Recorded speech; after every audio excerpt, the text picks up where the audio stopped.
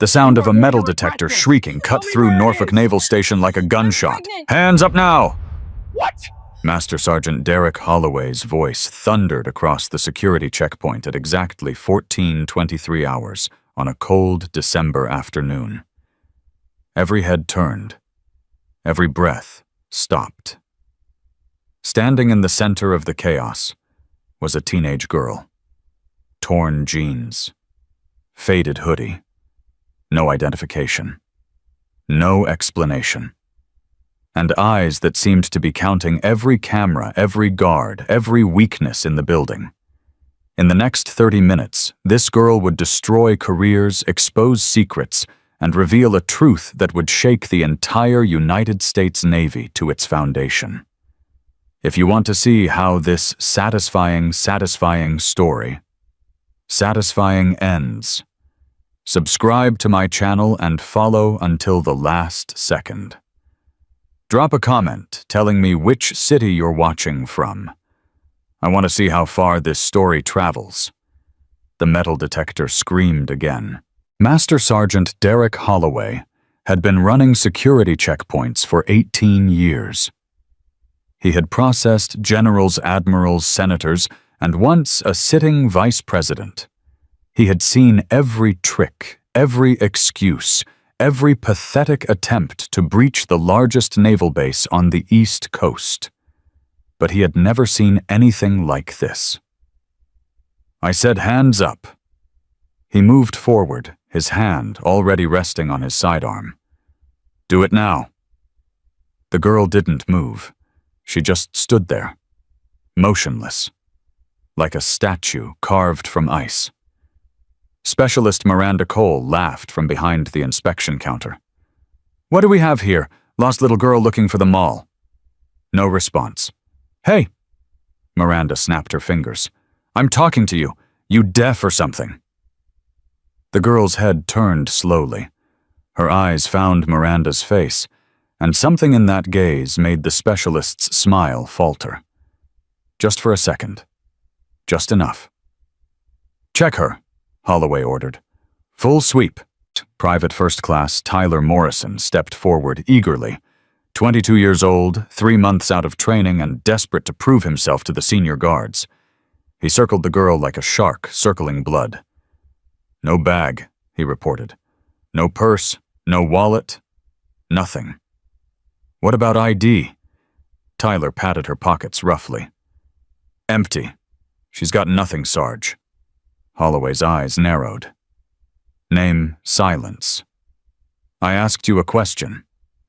He stepped closer, close enough to smell her, close enough to make his point. "What is your name?" The girl looked up at him. Her face showed nothing. No fear, no anger, no confusion. Just observation. Like she was taking notes. Like she was studying him for a test he didn't know he was taking. "Call security," Miranda suggested, pulling out her phone. "We got a mental case here." "Wait." Holloway held up his hand. Something wasn't right. The girl's stillness was too complete, too controlled. Homeless people fidgeted. Scared people trembled. Crazy people talked to themselves. This girl did none of those things. "Where did you come from?" he asked, softening his voice slightly. Maybe she was a victim. Maybe she'd escaped from somewhere. "Are you in trouble? Did someone hurt you? Check your camera." The words came out flat, toneless, like a computer reading a script. Holloway blinked. "What? Camera 7. The girl tilted her head toward the ceiling. "Upper left corner. It's been offline for 8 hours. Your motion sensor by the east door has a 3.2-second delay, and your ventilation shaft in Section C has no security grating." The checkpoint went silent. Dead silent. Staff Sergeant Damian Cross, the technical specialist, was already typing before anyone could give the order. His fingers flew across the keyboard. His face went pale. "Sarge," his voice cracked. "She's right. Camera 7 went down at 0600 this morning. The motion sensor, 3.2 seconds exactly. And the ventilation... How? Holloway grabbed the girl's shoulder. How do you know this? Who are you? She looked at his hand on her shoulder. Then she looked at his face. You have 30 seconds to remove your hand. Or what? Holloway laughed. He actually laughed. You gonna file a complaint? 25 seconds. Miranda was recording now, her phone held up like a weapon. This is gold. Homeless teenager threatens Master Sergeant. TikTok is gonna love this. 20 seconds. Tyler moved closer, emboldened by Holloway's confidence. Hey, little girl, you know what happens to people who threaten military personnel? You know where you're gonna spend the night. 15 seconds. That's enough. Holloway's grip tightened. You're coming with me. We're gonna find out exactly who you are and what you're doing here. He pulled. She didn't move. His arm jerked, his shoulder strained.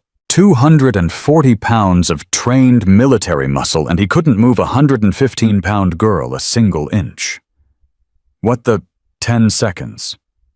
She's strong, Tyler said, his voice uncertain now. Sarge, she's really strong. Help me. Tyler grabbed her other arm. Together they pulled. Together they failed. The girl remained rooted to the floor like her feet had been welded to the concrete. 5 seconds. Call the MPs, Holloway shouted. Now! Cross was already on the radio, his hands shaking. This is Checkpoint Alpha. We need military police immediately. We have a situation. What kind of situation? The dispatcher's voice crackled through the speaker. I don't. Cross looked at the girl, at Holloway, and Tyler straining against her immovable form. I don't know how to describe it. Just send everyone. The girl spoke again. Her voice hadn't changed, hadn't risen, hadn't fallen. Time's up. And then she moved. What happened next would be reviewed, analyzed, and studied at security training facilities for years to come. Frame by frame, second by second. Trying to understand how a teenage girl in torn jeans had done what shouldn't have been possible. Holloway's grip was broken first. A simple rotation of her shoulder textbook joint manipulation that Cross would later identify from his martial arts training. Then Tyler. A hip movement so subtle that the cameras barely caught it, redirecting his own momentum to send him stumbling backward. Neither man was hurt. Neither man had been struck. But both were now standing 3 feet away from her, breathing hard, staring at her like she had just pulled a rabbit out of a hat. What are you? Holloway whispered. The girl straightened her hoodie, brushed off her shoulder where his hand had been, and then she spoke words that no one in that checkpoint would ever forget. I'm someone who doesn't like being touched. Miranda's phone had stopped recording. Her hand had frozen somewhere between shock and disbelief. Tyler was leaning against the wall, his legs apparently no longer trustworthy. Cross was standing at his computer, his face cycling through emotions too quickly to identify. Only Holloway moved. His pride was wounded. His authority was challenged. And in 18 years of security work, no one had ever made him look foolish. That's it. He pulled out his handcuffs. You're under arrest, trespassing on federal property, resisting detention, assaulting military personnel. I haven't assaulted anyone. You resisted. I stood still. You fell over. A ghost of something crossed her face. It might have been amusement. That's not assault. That's physics. Tyler laughed before he could stop himself. Then he saw Holloway's face, and the laugh died in his throat. Something funny, private. No Sarge. Nothing. Then get over here and help me cuff this terrorist. A terrorist? Cross's voice was cautious. Sarge, we don't have any evidence that She knew our security weaknesses. She knew things she couldn't possibly know. Either she's been casing this place or she's working with someone who has. Holloway moved toward the girl again, handcuffs ready. Either way, she's a threat, and threats get neutralized. The girl watched him approach. Her expression hadn't changed since she'd arrived. That same flat, observational calm, like she was watching a movie she'd seen before. You're making a mistake, she said. The only mistake here is yours, sweetheart. Breaking into the wrong base on the wrong day. I didn't break in. I walked through the front gate. Without ID, without authorization, without... I have authorization. Holloway stopped. Show me. I can't. Then you don't have it. I have it. I just can't show you. That's not how this works. His voice was rising now, frustration breaking through his professional facade. You don't get to claim things without proof. You don't get to walk into the largest naval base in America and act like you own the place. I don't own it. The girl's voice remained level, maddeningly level. I just outrank everyone in it. Silence. Then laughter. Miranda doubled over her phone, forgotten. Tyler was grinning. Even Cross cracked a smile. Holloway's face split into a grin of pure, condescending contempt. Oh, that's good. That's really good. He wiped his eyes. A 19-year-old girl outranks everyone on base. What are you, secret president, queen of America? Neither. Then what could you possibly be? The girl looked at him. Looked at all of them. And for the first time since she'd arrived, something changed in her expression. The mask slipped just a fraction, just for a heartbeat. And what was underneath made Holloway's laughter die in his throat. I'm the reason you should have checked my identity before you touched me. The military police arrived 7 minutes later. Sergeant Major Theodore Grant was 54 years old, salt and pepper hair, and a face that had seen more courts-martial than he could count. His partner, Corporal Isaac Webb, was younger, quieter, with eyes that missed nothing. Grant surveyed the scene with professional detachment. A teenage girl standing alone. 4 security personnel standing against the far wall like they were afraid to get too close. Someone want to explain what's going on here? Holloway stepped forward. Unidentified female sergeant major. No ID, no cooperation, possible security threat. She demonstrated detailed knowledge of our security systems and resisted detention. Grant's eyes moved to the girl. She met his gaze without flinching. Ma'am. His voice was different, softer, more respectful. Can you tell me your name? I can. Will you? Not yet? Why not? Because I want to see how far this goes. She tilted her head slightly. I want to see who stops it. Grant frowned. Something about the way she spoke, the way she stood, the way she seemed to be evaluating everything around her like a chess grandmaster studying a board. Ma'am, you understand you're in serious trouble here. Trespassing on a federal installation is a felony, 5 years minimum, potentially more if terrorism charges apply. She recited it like she was reading from a manual. I know the regulations, Sergeant Major, probably better than you do. Webb shifted uncomfortably. Sarge, something's not right here. No kidding. No, I mean... Webb lowered his voice. Look at her posture. The way she's positioned herself. Back to the wall, clear sight lines to all exits, weight balanced on the balls of her feet. That's not a scared civilian. That's tactical positioning. Grant looked again. Damn. The kid was right. Who trained you? He asked the girl directly. People you've never heard of. Try me. I'd rather not. It's classified. Everything's classified. I have clearance. Not for this. Holloway's patience snapped. That's enough, Sergeant Major. I want this girl in custody. Now. Whatever game she's playing. Sergeant.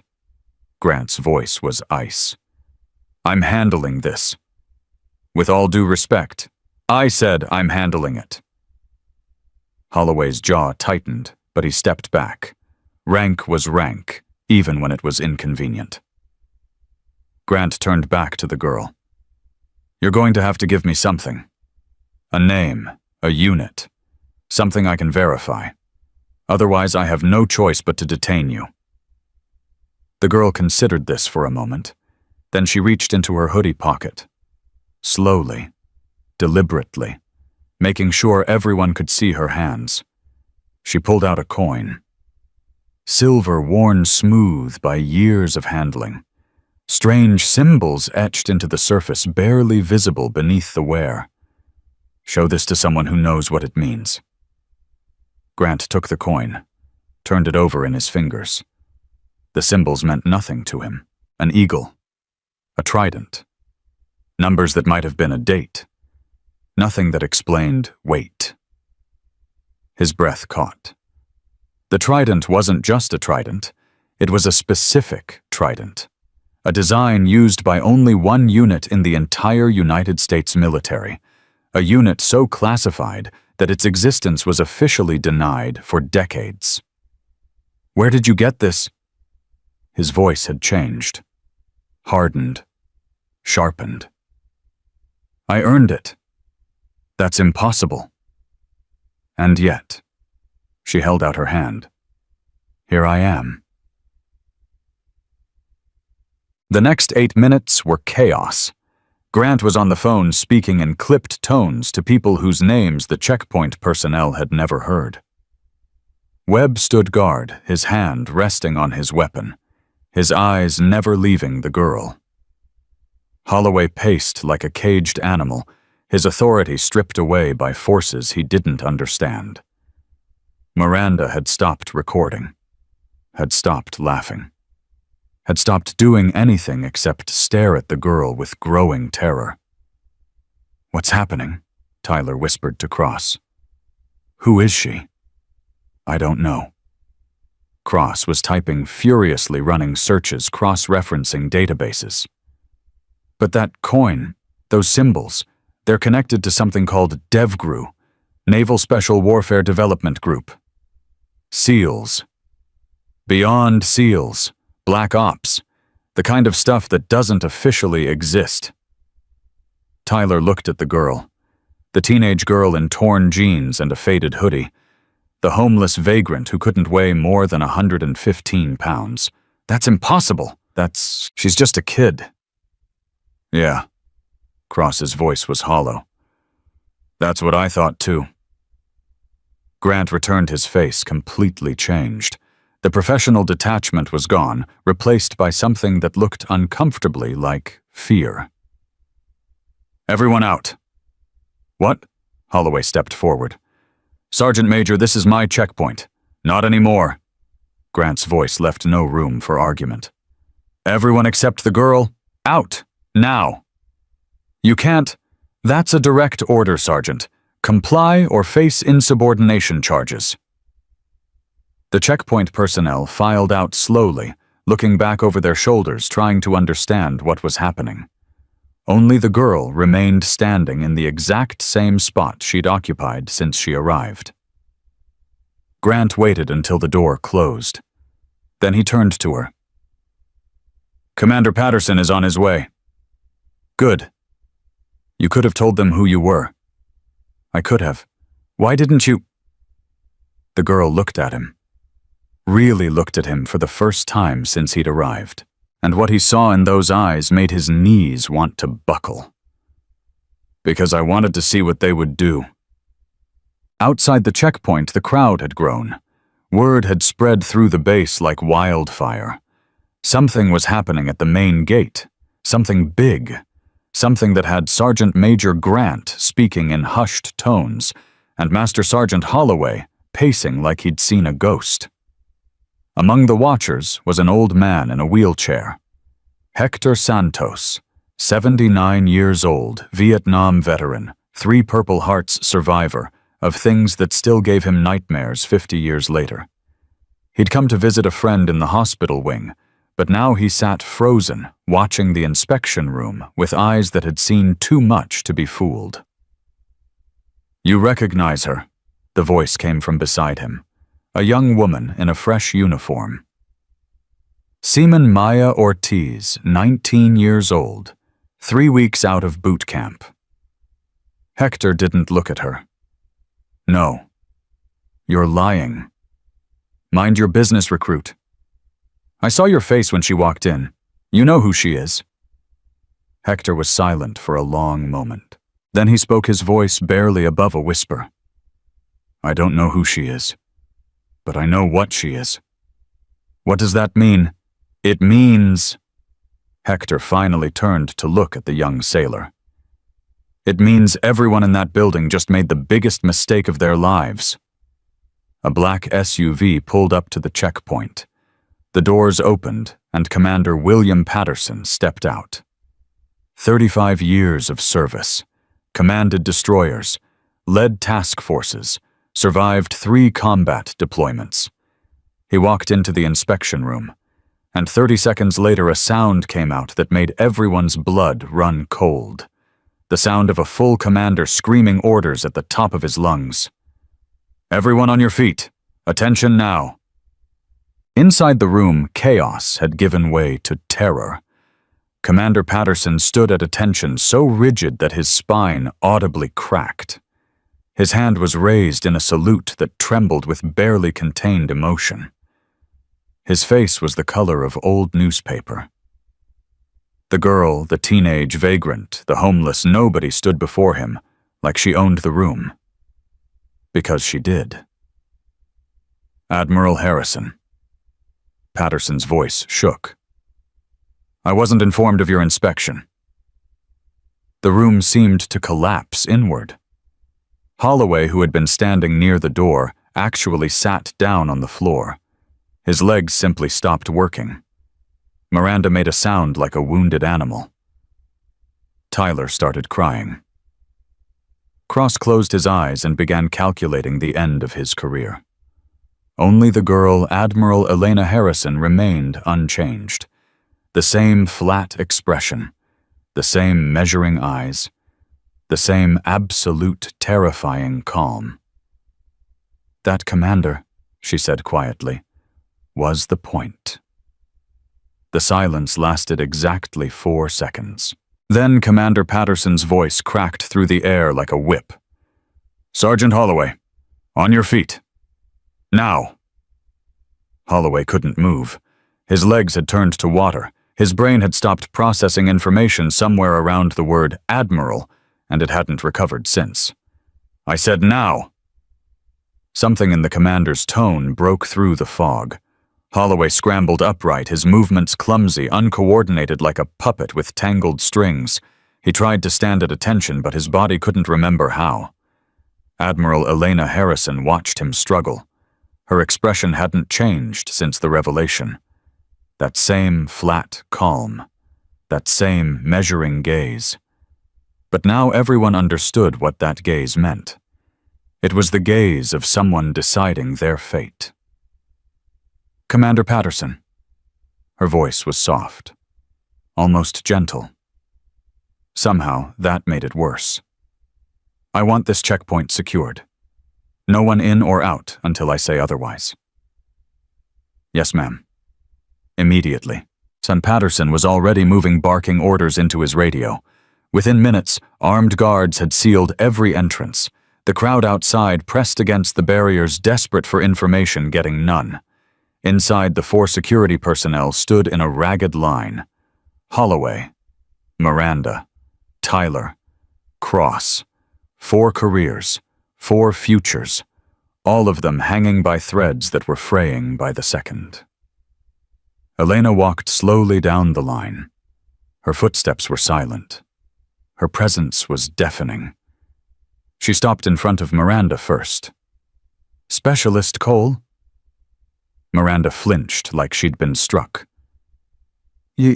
Yes, ma'am." "You took photographs." "I didn't. I didn't ask for an explanation. Elena's voice remained level. I made a statement. You took photographs of a detained individual on your personal phone.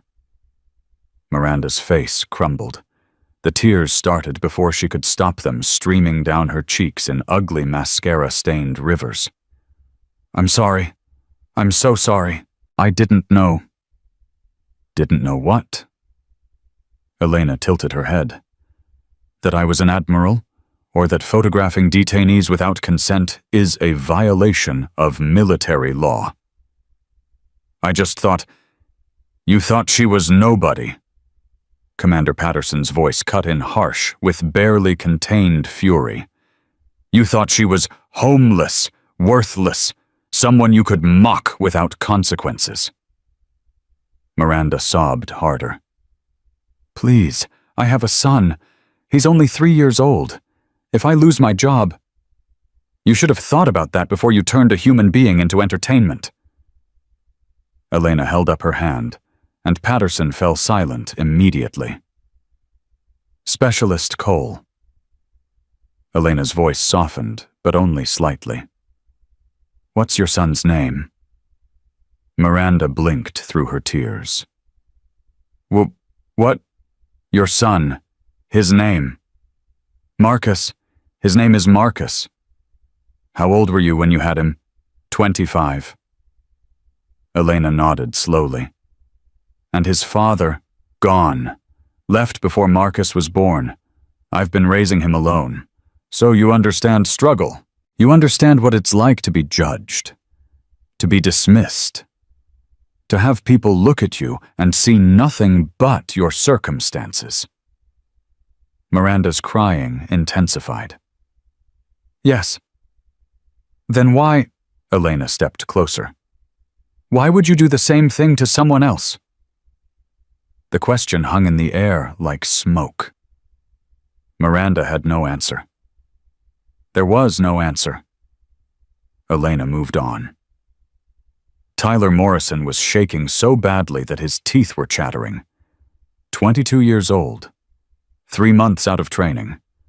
His entire military career had lasted 90 days, and now it was ending in the worst possible way. Private Morrison. Ma'am? His voice cracked on the single syllable. You kicked me. I tripped. You deliberately struck a detained individual to impress your colleagues. Elena's words were precise. Surgical. You wanted them to think you were tough. Capable. Not soft. Tyler's composure shattered completely. The tears came freely now, mixing with snot and shame. I'm sorry. God, I'm so sorry. I just wanted them to like me. I wanted to fit in. And fitting in required assaulting a woman who couldn't fight back. I didn't think of it as assault. What did you think of it as? Tyler opened his mouth. Closed it. Opened it again. I don't know, he finally whispered. I don't know what I thought. Elena studied him for a long moment. She saw something in his eyes. Something that the others didn't have. Genuine confusion. Genuine remorse. Not just fear of consequences, but actual understanding that he had done something wrong. She filed that observation away for later. Staff Sergeant Damian Cross was next. Unlike the others, he stood at rigid attention, his face pale but composed. He met Elena's eyes directly without flinching. Staff Sergeant Cross. Ma'am, you verified my information about the security vulnerabilities. Yes, ma'am. Within 23 seconds. Fast work. Thank you, ma'am. You also tried to intervene. Twice. When Sergeant Holloway ordered the enhanced search, you objected. Cross hesitated and... Yes, ma'am. I did. Why? Because it felt wrong. His voice was steady now, gaining strength. The search wasn't following protocol. The force wasn't justified by the threat level. And the way you were being treated? He shook his head. It wasn't right. But you didn't stop it.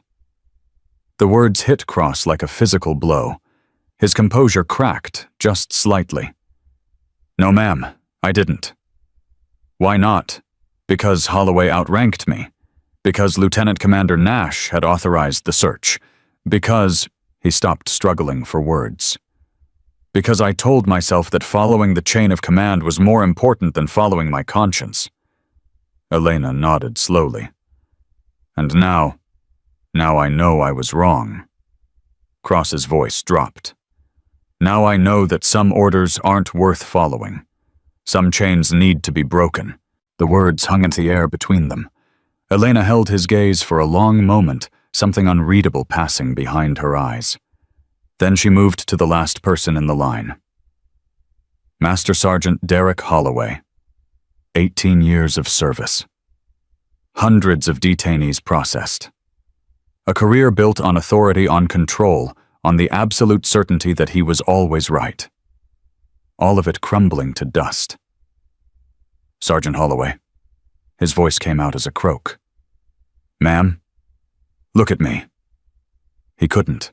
His eyes were fixed on the floor, on the spot where he'd thrown her jacket on the concrete that suddenly seemed like the most interesting thing in the world. I said, look at me.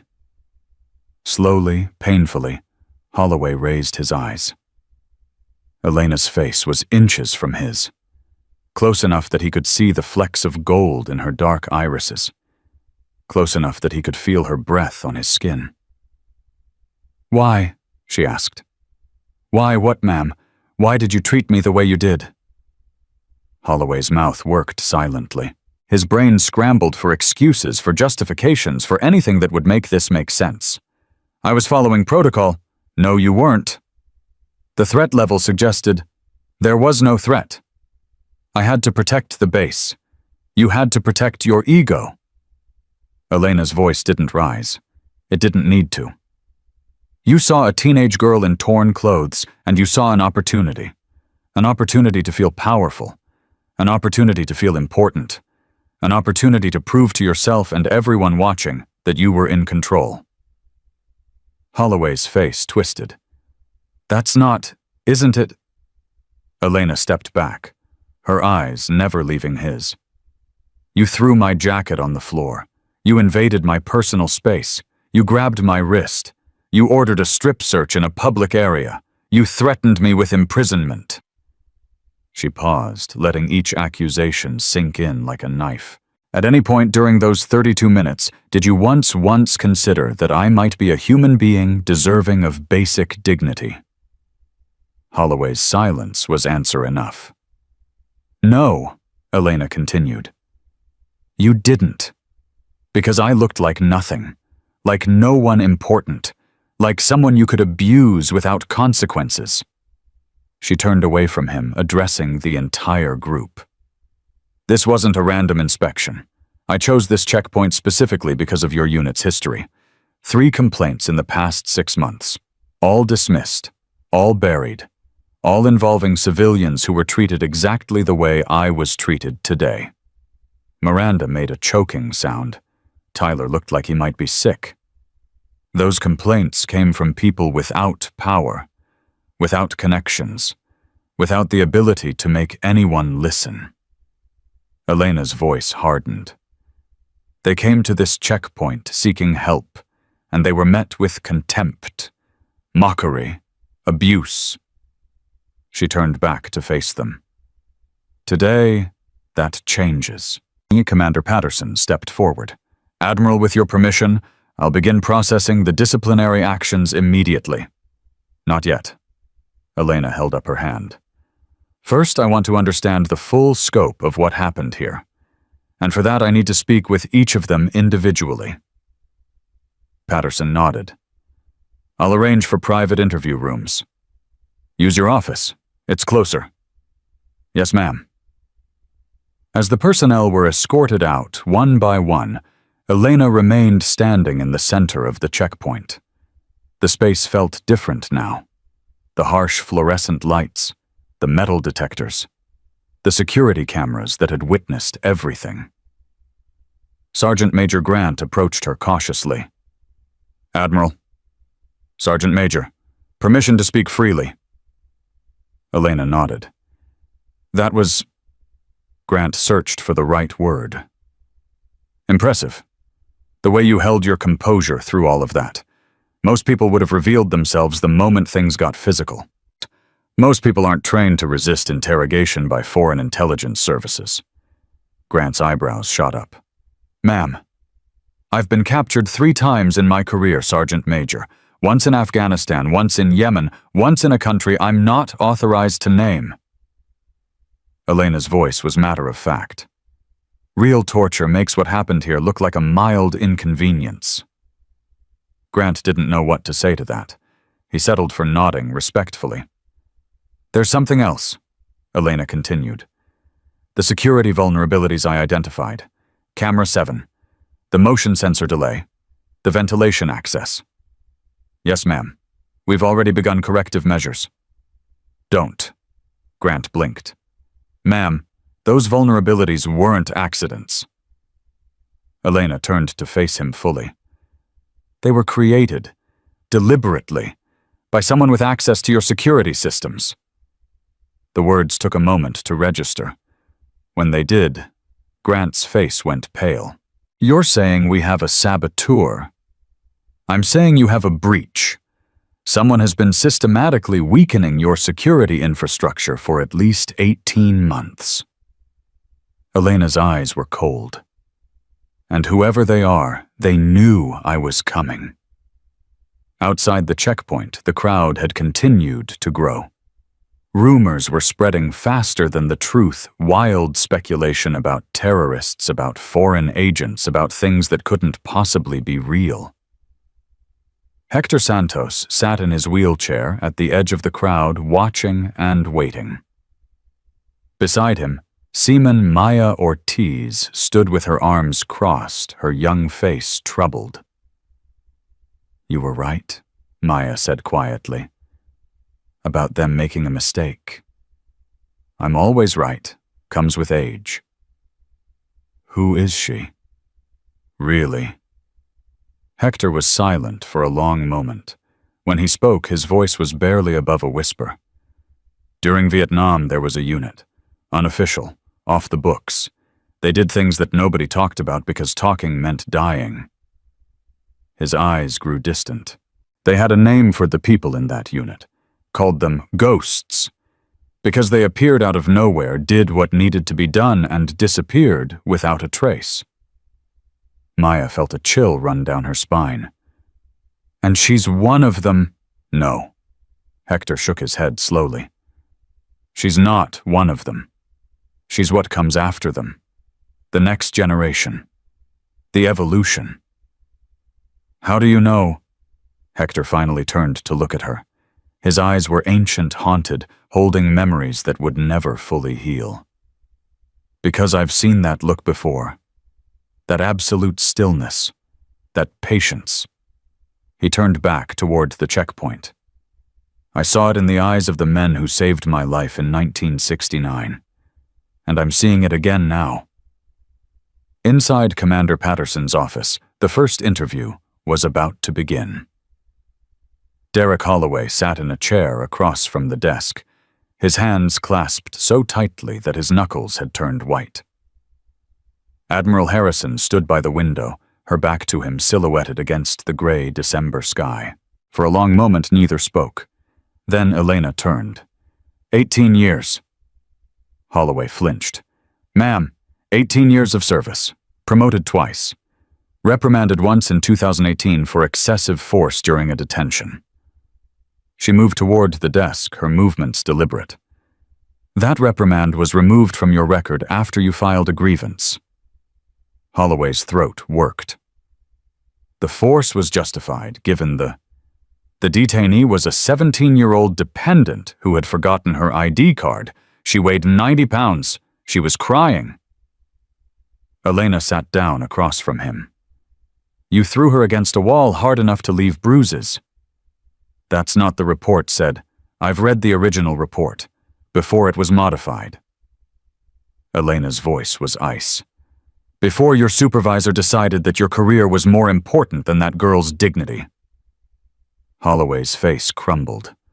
The mask he'd worn for 18 years, the mask of authority, of confidence, of absolute control, finally shattered completely. I didn't mean to hurt her. But you did. She was being difficult. She wouldn't cooperate. I just reacted. You just reacted. Elena leaned forward. And today, when you grabbed my wrist, when you ordered the strip search, were you just reacting then too? Holloway opened his mouth, closed it. The silence stretched between them like a wire pulled too tight. I'm going to ask you a question, Elena said finally. And I want you to think very carefully before you answer, because your answer will determine whether you spend the next 5 years in military prison or the next 20. Holloway's face went gray. Why did you treat me the way you did? Not the excuses, not the justifications. The truth. The question hung in the air. Holloway stared at his hands, at the floor, at anywhere except Elena's eyes. When he finally spoke, his voice was barely audible. Because I could. Elena nodded slowly. Because you could. Because there were no consequences, no oversight, no one who would believe her word against mine. Holloway's voice cracked. Because for 18 years I've been telling myself I'm one of the good guys, protecting the base, following protocol, doing my job. He looked up, and there were tears in his eyes. But I'm not. I'm not one of the good guys. I'm just a bully with a badge. Elena said nothing. She just watched him fall apart piece by piece, until there was nothing left but a broken man in a uniform he no longer deserved. Court-martial, she said finally. You'll be formally charged within 72 hours. Until then, you're relieved of duty and confined to quarters. Holloway nodded. He had no fight left. One more thing. Elena stood moving toward the door. That 17-year-old girl you assaulted in 2018, her name was Sarah Chen. She was the daughter of a naval intelligence officer. 3 months after your grievance was upheld, she attempted suicide. Holloway's face went white. She survived, but she never set foot on a military installation again. Her father requested a transfer to a civilian position. Her mother filed for divorce. Elena opened the door. One moment of violence, one abuse of power, and an entire family was destroyed. She looked back at him one final time. Remember her name, Sergeant, Sarah Chen. Remember it for the rest of your life. The door closed, and Derek Holloway buried his face in his hands and wept. The next 3 interviews followed in rapid succession. Miranda Cole broke down before Elena could ask her first question, confessing to everything: the photographs, the mockery, the pattern of behavior that stretched back years. Her phone records would later reveal over 200 images of detainees, all taken without consent, all shared on private social media groups, where military personnel traded stories about the freaks they'd encountered. Other than honorable discharge, loss of benefits, 10-year ban on government employment, and the knowledge that somewhere her 3-year-old son would grow up with a mother who had thrown away everything for the sake of cruel entertainment. Tyler Morrison's interview was different. He cried throughout, but his tears were different from Miranda's. Hers had been the tears of someone caught. His were the tears of someone genuinely horrified by what he had become. I wanted them to like me, he said over and over. I just wanted to fit in. Fitting in, Elena replied, is never worth losing yourself. She gave him a chance, suspended from security duties, formal investigation, probation, but not discharge, not yet. Because somewhere beneath the fear and the weakness, she saw something worth saving. Whether Tyler would prove her right remained to be seen. Damian Cross was last among the junior personnel. He entered the office with his shoulders squared and his spine straight. He sat without being told. He met Elena's eyes without flinching. "You're different from the others," Elena observed. "I'd like to think so, ma'am." "Why didn't you stop it? The search, the abuse. You knew it was wrong." Cross was silent for a moment. "Permission to be completely honest, ma'am." "Granted." "Because I was scared." His voice was steady, but there was pain underneath. Not of Holloway. Not of the consequences. I was scared of being the person who rocks the boat. The troublemaker. The one who makes everyone's life difficult. He shook his head slowly. "I've spent my entire career being the reliable one. The team player. The guy who follows orders and doesn't ask questions. And today I realized that being reliable isn't the same as being right." Elena studied him for a long moment. "Staff Sergeant Cross, I'm going to recommend that you be reassigned to a position that better utilizes your capabilities. You'll receive a letter of counseling for your role in today's events, but no formal disciplinary action." Cross blinked. "Ma'am." "You made mistakes, but you also demonstrated critical thinking under pressure, willingness to question your own assumptions, and the integrity to admit fault without deflection." Elena stood. "The Navy needs more people like that. Don't make me regret this decision." Cross rose slowly, something shifting in his expression. Not relief. Something deeper. Resolve. "I won't, ma'am. Thank you." He was almost to the door when Elena spoke again. "Staff Sergeant?" "Ma'am, the security breach I mentioned. The sabotage. I'm going to need someone with your technical skills to help investigate." She paused. "Interested?" Cross turned back, surprise evident on his face. "You're offering me a position on your team.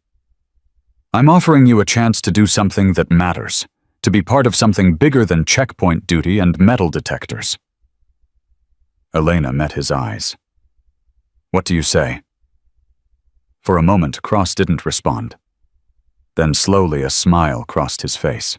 "When do I start?" The final interview was with Lieutenant Commander Victoria Nash. She entered the office like a woman walking to her own execution, spine, rigid face, pale, every movement controlled with desperate precision. 15 years of service, early promotions, excellent evaluations, a career trajectory that had seemed unstoppable, all of it balanced on a knife's edge. Elena didn't offer her a seat, didn't offer her water, didn't offer her anything except silence and the weight of judgment. "Lieutenant Commander Nash." "Admiral." Nash's voice was steady, but her hands were trembling. "You authorized the enhanced search. I followed protocol. You glanced at a detained individual for approximately 3 seconds, made an assessment based entirely on her appearance, and told your personnel to process her and move on." Elena's voice was cool, analytical. "Is that your definition of protocol?" Nash's composure cracked. "I was busy. I had a briefing. You thought she was nobody." Elena stepped closer. "You saw a homeless teenager and decided she wasn't worth your time, your attention, your basic human consideration. I made a mistake. You made a choice that reflected exactly who you are when no one important is watching." Nash's eyes filled with tears. She fought them back, desperately clinging to the last shreds of her dignity. "Admiral, please. I've given 15 years to this Navy. I've worked harder than anyone. I've sacrificed everything. If you end my career over one mistake, Elena's voice sharpened. "You walked into that checkpoint and saw a woman being mistreated. You had the authority to stop it, the rank to question it, the power to make a difference. She leaned forward. And what did you do? You accelerated it. You told them to hurry up so you could get to your briefing. You prioritized your schedule over another human being's dignity. Nash broke. The tears came freely now, streaming down her face. I know. God, I know. I've been thinking about it every second since you revealed yourself.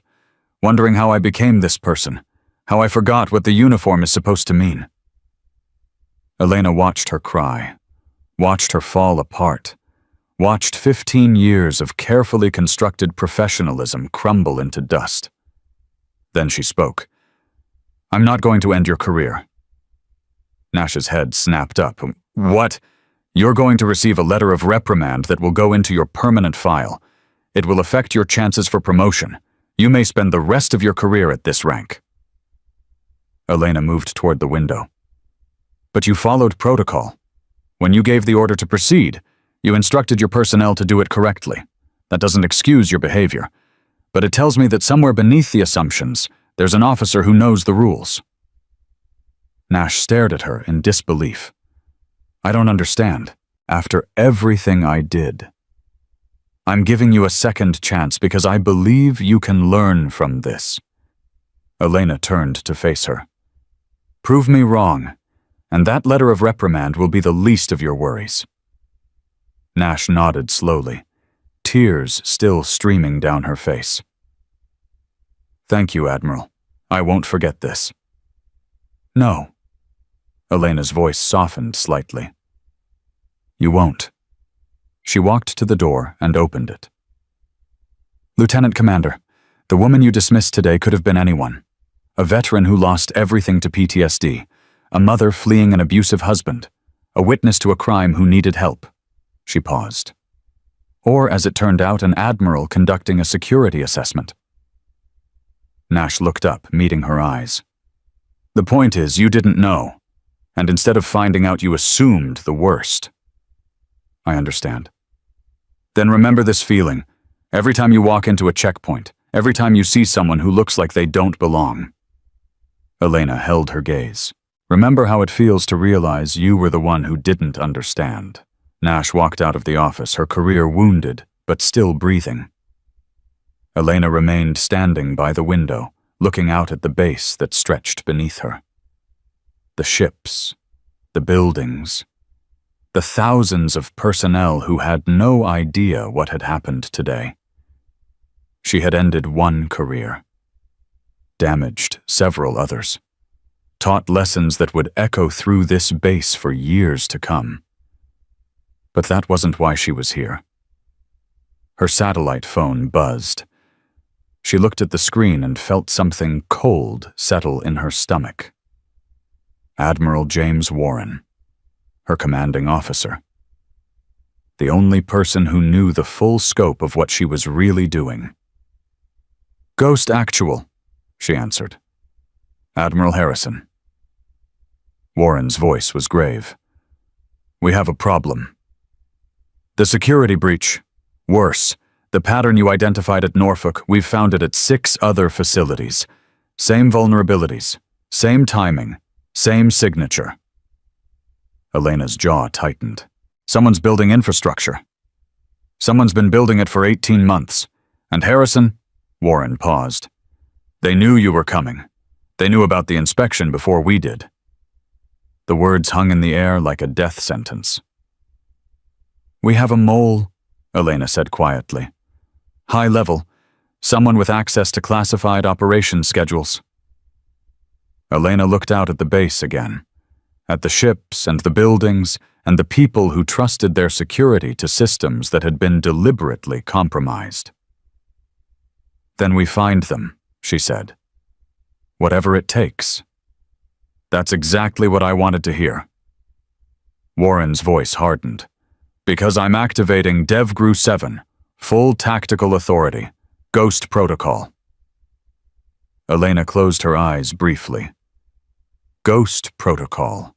The highest level of covert operations authorization. Unlimited resources. Unlimited access. And unlimited consequences for failure. Understood. And Harrison, be careful. Whoever these people are, they're not playing games. Neither am I. She ended the call and stood alone in the commander's office, staring at the phone in her hand. Somewhere out there, an enemy was watching, planning, waiting. They had built something in the shadows, something that threatened everything the uniform was supposed to represent. And now Elena was going to tear it down, whatever it took, whatever it cost. She was Ghost. And Ghost never stopped hunting. 3 hours had passed since the revelation at the checkpoint. 3 hours since Master Sergeant Derek Holloway had been escorted to confinement. 3 hours since Miranda Cole had surrendered her phone and her dignity. 3 hours since the word Admiral had turned Norfolk Naval Station upside down. And in those 3 hours, Elena Harrison had not stopped moving. Staff Sergeant Damian Cross walked quickly beside her, his tablet clutched against his chest like a shield. He had been officially reassigned 45 minutes ago. His new orders signed by Commander Patterson himself, technical advisor to Admiral Harrison's investigation team, a team that so far consisted of exactly 2 people.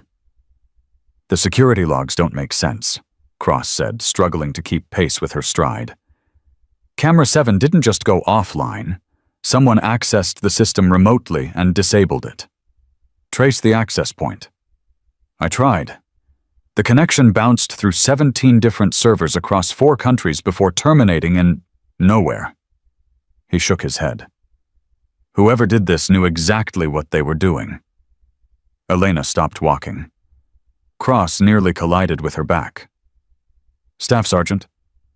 Ma'am, when someone goes to that much trouble to hide their tracks, what does that tell you? Cross thought for a moment. That they're professionals. What else? That they've done this before. What else? Cross fell silent, his mind racing through the implications. Then his face changed. That they're still watching. They built in 17 layers of protection because they knew someone would eventually come looking. They're not just hiding their past actions. They're protecting their ongoing operations. Elena almost smiled. Almost.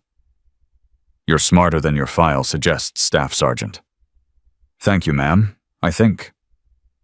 They continued walking faster now, heading toward the communications center, where Elena had requested a secure line to NCIS headquarters. Admiral. The voice came from behind them. Elena turned to find Sergeant Major Grant approaching at a rapid pace, his face troubled.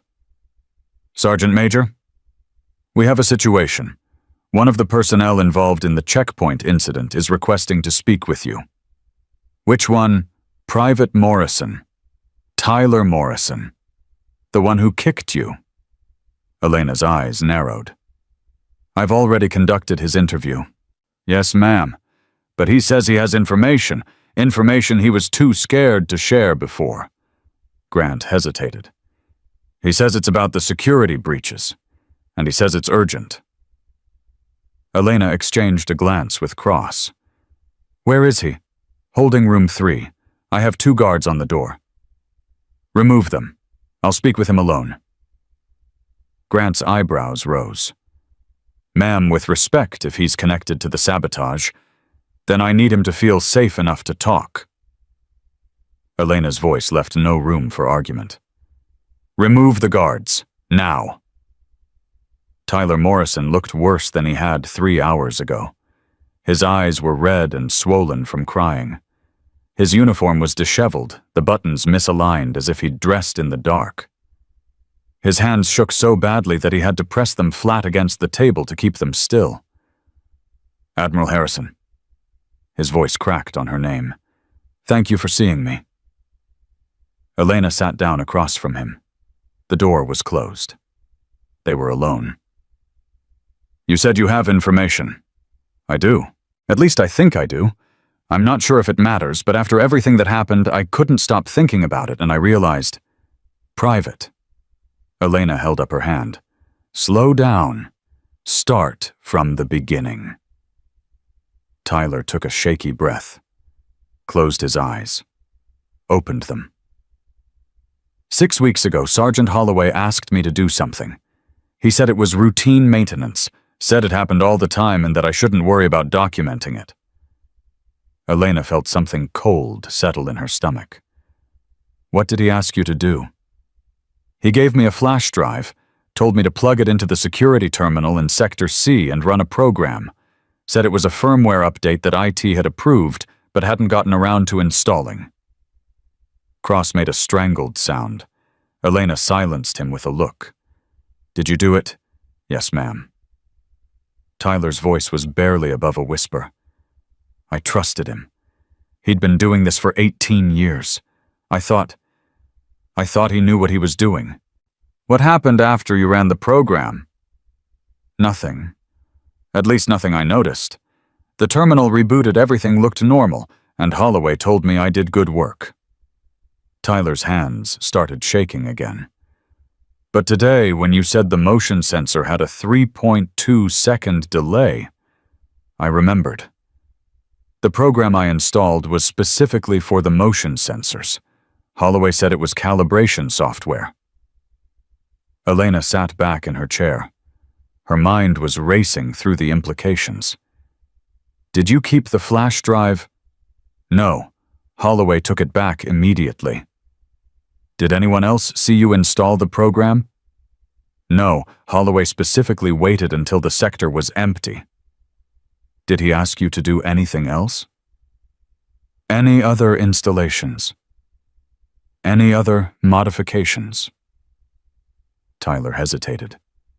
His face cycled through emotions too quickly to identify. Private Morrison, I need you to tell me everything. There was one other thing. His voice dropped even lower.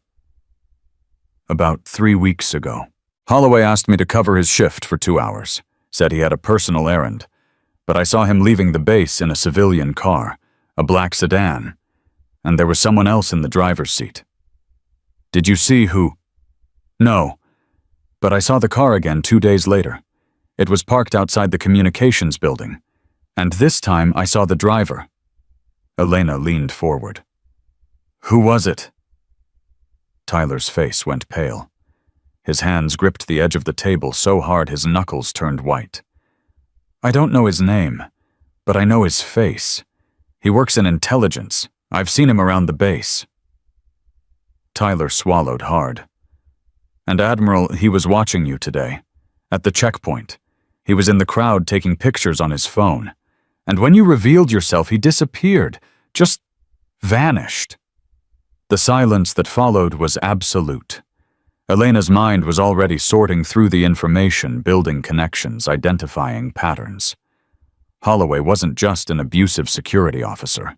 He was compromised, recruited, possibly years ago, and whoever had recruited him was still on this base. Private Morrison. Yes, ma'am. I'm going to ask you to do something difficult, something that might put you in danger. Tyler's face went even paler, but he didn't look away. Whatever you need. I need you to identify that man, the one from the intelligence building. Can you do that? I think so. Yes, I can. Elena stood. Staff Sergeant Cross will take you to a secure location. You'll look through personnel files until you find him. And Private, ma'am, tell no one about this conversation. Not your commanding officer, not your friends, not your family. No one. Tyler nodded slowly. I understand. I hope you do. Elena moved toward the door. Because the people we're dealing with have been operating under our noses for 18 months. They've compromised 7 facilities. They've built infrastructure for something we don't yet understand. And they've already proven they'll do whatever it takes to protect their operation. She opened the door and looked back at him. If they find out you're helping me, they will kill you. Is that clear? Tyler's face was white as bone, but his voice was steady when he answered. Yes, ma'am. It's clear. Good. Then let's get to work. 45 minutes later, Tyler Morrison identified the man from the intelligence building. His name was Robert Keane. 22 years in naval intelligence. Spotless record. Unremarkable career. The kind of man who blended into the background of any military installation. The kind of man who could hide in plain sight for decades. "Are you sure?" Cross asked, his voice tight. "Absolutely certain. That's him." Tyler pointed at the photo on the screen. "That's the man I saw with Holloway. The man who was watching the Admiral at the checkpoint." Elena studied the photograph. Robert Keane looked exactly like what he was supposed to be. Ordinary, forgettable. The perfect cover for someone living a double life. "Pull his access records," she ordered. "Every facility he's visited in the past 18 months. Every system he's logged into. Every file he's accessed." Cross's fingers flew across the keyboard. The data populated on the screen line after line of timestamps and locations and security clearances. And then his face went gray. "Admiral. What is it?" "Keane has accessed every compromised facility. Every single one. Norfolk, San Diego, Pearl Harbor, Coronado. He's been to all of them. Multiple times." "When?" "The visits correlate exactly with the security breaches. He was at each facility within 72 hours of the vulnerabilities being created." Elena felt something cold and hard settle in her chest. They had him. After 18 months, they finally had him. "Where is he now?" Cross typed rapidly. His face changed again. "He left the base 40 minutes ago. Personal vehicle. Heading toward the civilian district. Track him." "I can't. He disabled his GPS tracker before leaving. His phone went dark at the same time." "He knows." Elena's voice was ice. "He knows we're on to him. Admiral, if he's running, then we need to catch him before he disappears." Elena was already moving toward the door. "Sergeant Major Grant." Grant appeared within seconds. "Ma'am, I need a tactical team. 6 operators, armed and ready to move in 5 minutes." "Admiral, with respect, I don't have authority to authorize a tactical deployment." "I do." Elena pulled out her satellite phone. "Ghost protocol. As of this moment, this base is under my operational command. Anyone who has a problem with that can take it up with the Secretary of the Navy." Grant's eyes widened, but he didn't argue. "Yes, ma'am. 5 minutes." The tactical team was ready in 4. 6 operators in full combat gear, armed with weapons that most people didn't know existed. They stood at attention as Elena approached, their faces expressionless, their eyes sharp. "We're hunting a traitor," Elena said simply. "His name is Robert Keane. He's been compromising naval security for 18 months. He knows we're coming. He's desperate. And desperate people do desperate things." She looked at each of them in turn. "Rules of engagement. Non-lethal force unless absolutely necessary. I need him alive. He has information we need. Information that might tell us how deep this conspiracy goes." The team leader, a lieutenant named Chen, nodded. "Understood, Admiral. Do we have a location?" "Staff Sergeant Cross is tracking his last known position. We'll update en route." Elena moved toward the lead vehicle. "Let's move." They found Robert Keane's car abandoned in a parking garage 3 miles from the base. The engine was still warm. The doors were unlocked. Inside, they found his military ID, his phone, and his wallet.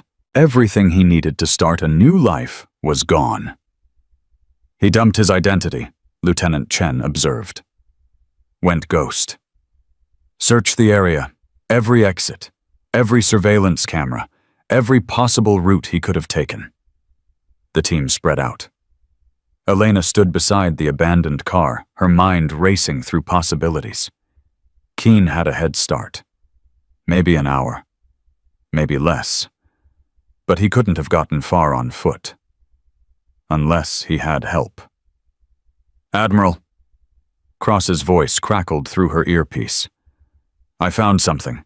Traffic camera footage from 12 minutes ago. A black sedan picked up a pedestrian 2 blocks from the parking garage. Male approximately 6 feet tall, carrying a duffel bag." License plate. Stolen.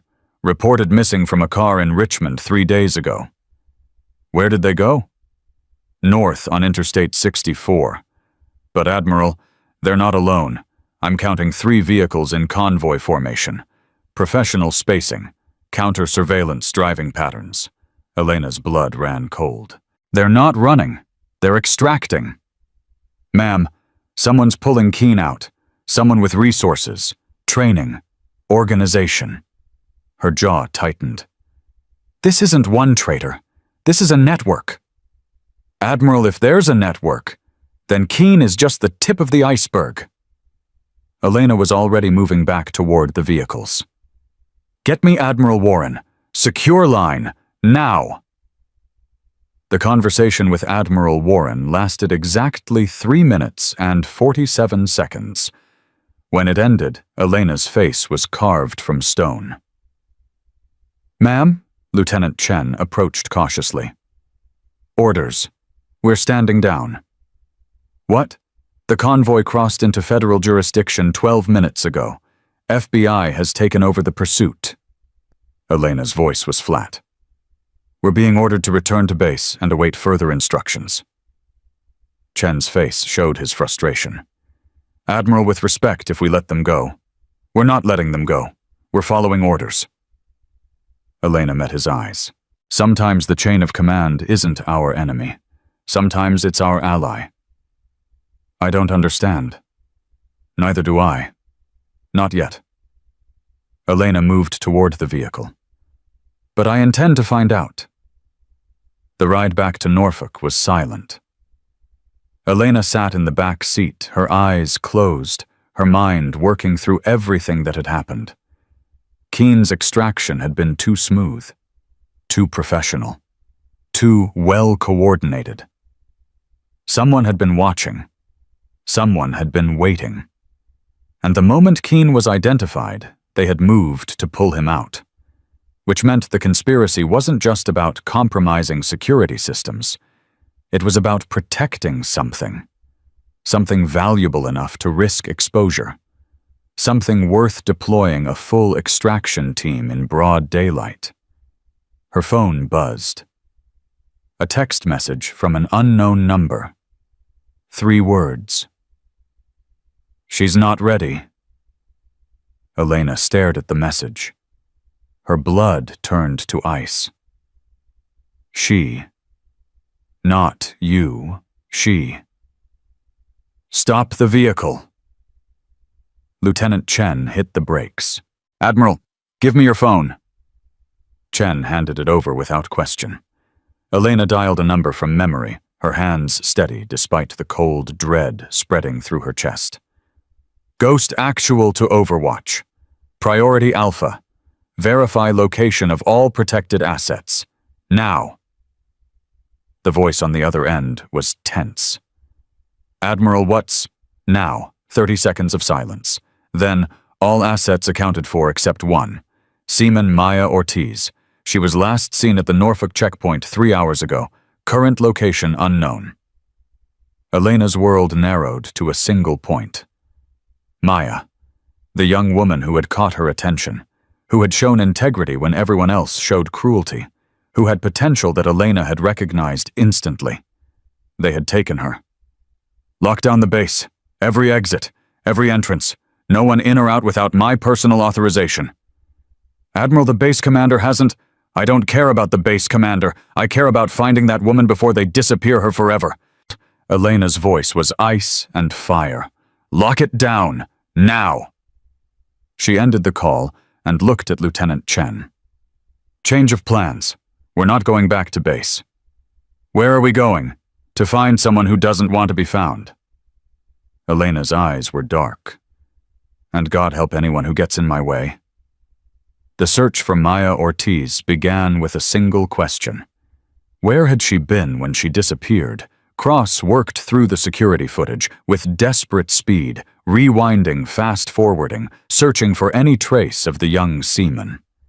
Elena stood behind him, watching, waiting, her patience stretched to breaking.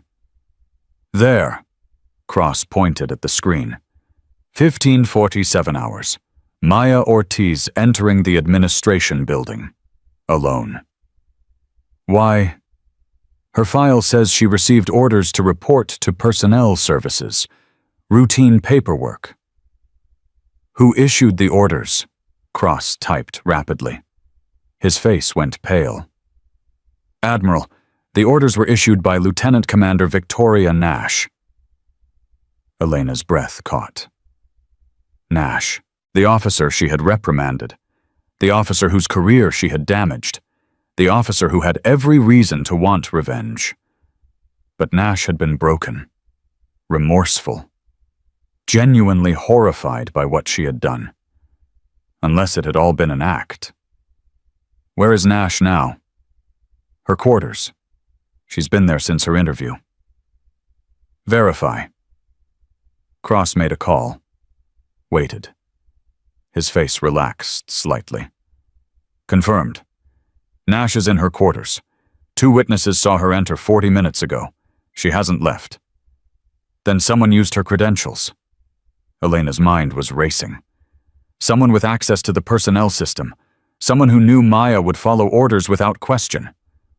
Keene left the base an hour before Maya disappeared. He couldn't have issued the orders himself. Elena began pacing. There's another player, someone we haven't identified yet. Admiral, if there's another mole, then we're running out of time. Elena stopped pacing. Maya saw something at the checkpoint, something that made her valuable, or dangerous. They've taken her for a reason. What reason? I don't know yet, but I'm going to find out. The breakthrough came 17 minutes later. Cross discovered an anomaly in the security logs. A brief window, approximately 90 seconds, when the surveillance cameras in the administration building's back corridor had experienced a technical malfunction. During those 90 seconds, someone had walked Maya Ortiz out of the building, and they had done it without leaving a single trace. Professional, Cross muttered. Military training. Maybe intelligence background. Narrow it down. Who on this base has intelligence training and access to the personnel system? Cross ran the search. The list populated on the screen. 47 names. Too many. Elena studied the list. Cross-reference with anyone who accessed Lieutenant Commander Nash's credentials in the past 24 hours. The list shrank. 12 names. Better. Now eliminate anyone who was on duty during the 90-second window. 8 names. Now eliminate anyone who has been on this base for less than 2 years. 3 names. Elena stared at the final list. 3 possibilities. 3 potential traitors. 3 people who might know where Maya Ortiz had been taken. Lieutenant David Park, intelligence analyst. 6 years at Norfolk. Commander Sarah Wells. Communications officer. 4 years at Norfolk. Master Chief Raymond Torres. Security coordinator. 9 years at Norfolk. Which one? Cross asked. Elena studied the names, studied the files, studied the photographs. And then she saw it. A detail so small that anyone else would have missed it. Master Chief Raymond Torres. 9 years at Norfolk. Spotless record. Exemplary service. And in his personnel photograph, barely visible at the edge of his collar, a small pin. A pin bearing symbols that Elena recognized instantly. Symbols that matched the ones on Robert Keene's hidden communications equipment. Torres, she said quietly. It's Torres. How do you know? Because he's wearing his allegiance on his uniform. Elena pointed at the pin. That symbol, it's a recognition marker, used by intelligence operatives to identify each other in the field. Cross zoomed in on the image. His face went gray. I've seen that symbol before. In the files from the other compromised facilities. It was marked on equipment, on documents, on everything. It's their signature. Elena's voice was cold. Their calling card. And Torres has been wearing it for 9 years. Admiral, if Torres is part of the network, then he knows where they've taken Maya. Elena was already moving. And he's going to tell me. Master Chief Raymond Torres was exactly where his duty schedule said he would be. The Security Coordination Center, 3rd floor of the administrative building. Alone. Elena entered without knocking. Torres looked up from his computer, surprise flickering across his face before professional composure reasserted itself. Admiral Harrison, I wasn't expecting. Where is she? Torres blinked. I'm sorry. Seaman Maya Ortiz, you helped extract her from this building 2 hours ago. Where did they take her? The silence lasted exactly 3 seconds. Then Torres smiled. It was the wrong smile. Cold. Empty. The smile of someone who had already made peace with what was about to happen. You're good, Admiral. Better than we expected. He leaned back in his chair. But you're too late. Where is she? Beyond your reach. Torres's smile widened. The package was secured 45 minutes ago. By now she's in a location that doesn't officially exist, being transported to a country that will never admit she's there. Elena's blood ran cold, but her voice remained steady. Why? Why take her? She's nobody. A recruit 3 weeks out of boot camp. That's where you're wrong.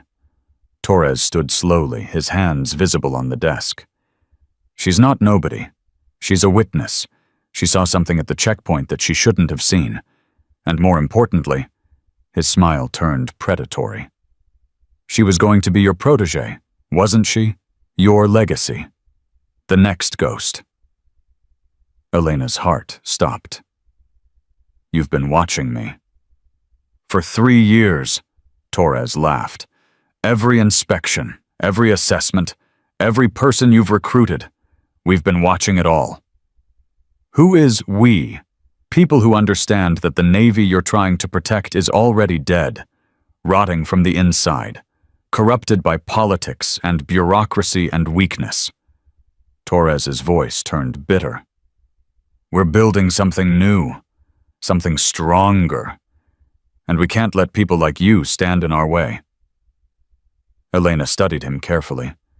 His posture, his breathing, the subtle tension in his shoulders.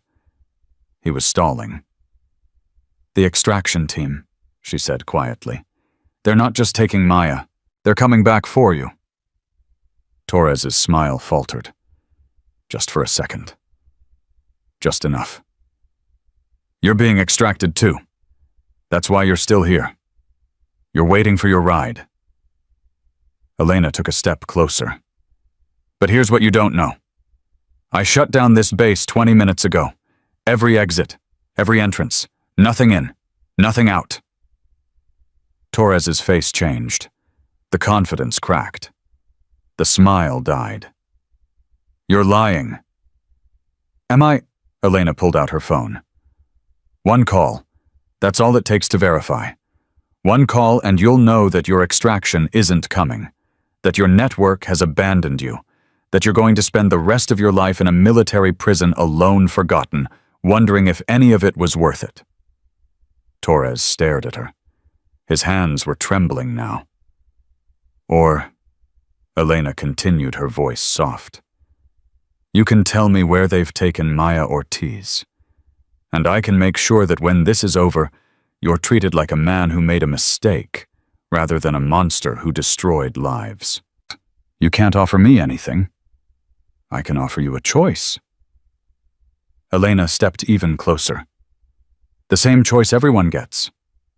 The choice between doing the right thing and doing the easy thing. Torres's face twisted. Emotions warred across his features too quickly to identify. Then slowly, something broke. "The harbor," he whispered. "They're using a cargo ship. The Maria Santos. It leaves in 30 minutes. Elena was already moving toward the door. "Admiral," she paused, looked back. Torres's face was hollow. Empty. The face of a man who had just betrayed everything he'd spent 9 years building. "She's stronger than you think. The girl, Maya." He swallowed hard. "They tried to break her on the way out, told her no one was coming, told her she was going to disappear. And she looked them in the eye and said, 'The Admiral will find me.'"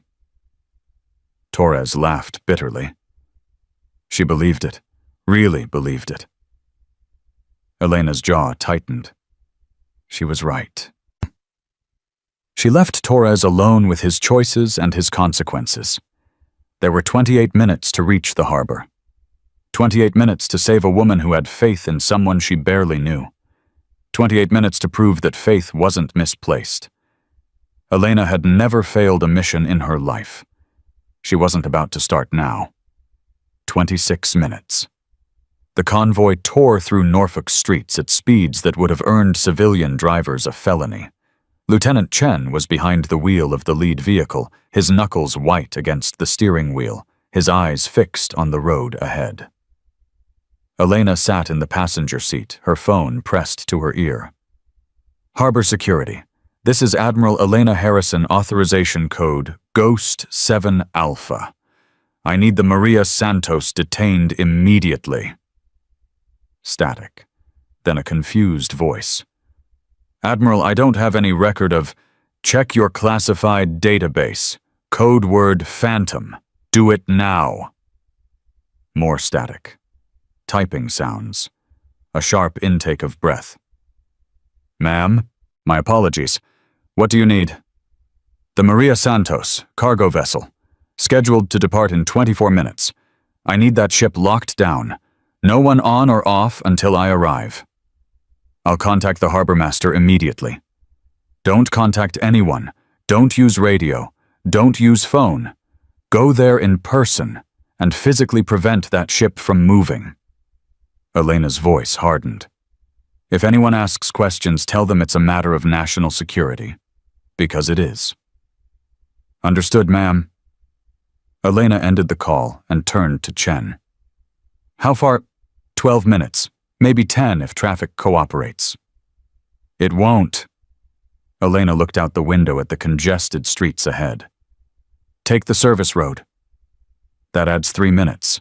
"But it's empty. Do it." Chen yanked the wheel hard. The vehicle lurched onto a narrow access road, leaving the traffic behind. The other 2 vehicles followed in tight formation.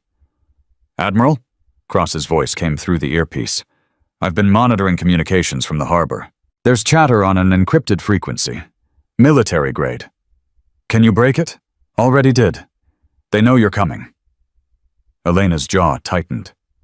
"How?" "Someone tipped them off. Someone on this base. Torres." "Negative. Torres has been in custody since you left. This came from someone else." Another mole. The network went deeper than she had imagined. "What are they saying?" "They're accelerating the timeline. The Maria Santos is preparing for emergency departure. They're not waiting for the scheduled time." "How long?" 15 minutes. Maybe less." Elena did the math in her head. 12 minutes to reach the harbor. 15 minutes until the ship departed. A 3-minute window to board, locate Maya, and extract her safely. It would have to be enough. "Chen, faster." "Ma'am, I'm already faster." The vehicle accelerated until the engine screamed. The world outside became a blur of motion and speed. Elena closed her eyes and focused. Maya was alive. Maya was on that ship. Maya believed that help was coming. And Elena Harrison did not break promises. The harbor appeared 11 minutes later. Chen barely slowed as they approached the security checkpoint. He held up Elena's authorization card, and the gates swung open before they could fully stop. There, Elena pointed toward the far end of the dock. The Maria Santos. The cargo ship was massive. 300 feet of rusted steel and shipping containers, its engines already rumbling with the promise of departure. Dock workers were scrambling to release the mooring lines, their movements frantic and uncoordinated. "They're panicking," Chen observed. "That's good. Panicked people make mistakes. So do overconfident ones." Elena was already out of the vehicle before it stopped moving. Teams 1 and 2 secure the gangway. No one leaves that ship. Team 3 with me. The tactical operators moved like shadows flowing across the dock in perfect formation. Elena led them toward the ship's main access point, her weapon drawn, her senses sharp. A man appeared at the top of the gangway. Civilian clothes, hard eyes, military bearing. "That's far enough, Admiral." Elena stopped. The operators flanked, her weapons raised. "I'm here for the girl. She's not available." "That wasn't a request." The man smiled.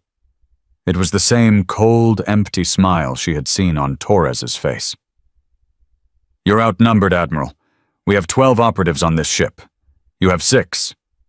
The math doesn't favor you." "I've never been good at math." Elena took a step forward. "But I'm excellent at consequences. And here's the consequence you need to understand. In exactly 30 seconds, a Coast Guard cutter will round that breakwater. In 60 seconds, 2 Navy helicopters will establish aerial surveillance. In 90 seconds, this harbor will be locked down tighter than a nuclear submarine." The man's smile flickered. "You're bluffing." "Am I?" Elena tilted her head. "Check your radio. Go ahead. Ask your friends in the network what's happening right now." The man's hand moved to his earpiece. His face changed as he listened. The confidence cracked. The smile died. "You..." His voice was strangled. "You planned this." "I've been planning this for 3 years." Elena raised her weapon.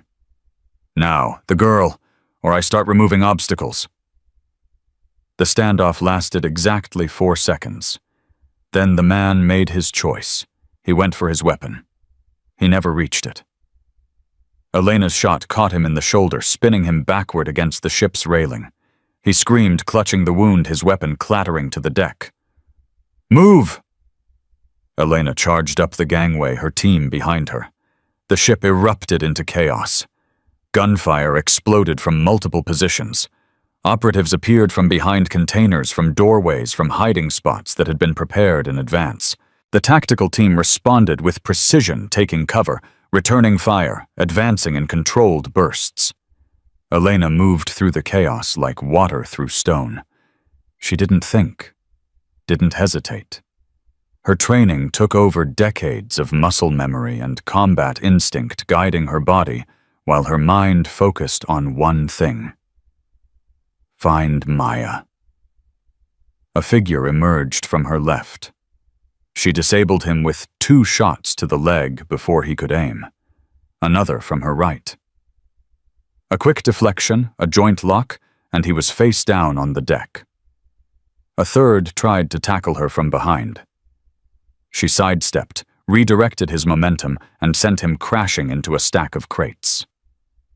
"Admiral," Chen's voice cut through the gunfire. "Below deck. They're moving something." Elena ran. The ship's interior was a maze of narrow corridors and rusted hatches. Emergency lights cast everything in a hellish red glow. She could hear footsteps ahead, voices shouting in panicked urgency. "This way!" A woman's voice, muffled, desperate. "They went this way." Elena followed the sound, her weapon leading, her heart pounding against her ribs. A hatch ahead. Sealed. Locked. She didn't slow down. One kick. Two. The lock shattered on the third. The room beyond was small, dark, filled with the stench of fear and desperation. And there in the corner, hands-bound face bruised but defiant, was Maya Ortiz. "Admiral," Maya's voice cracked.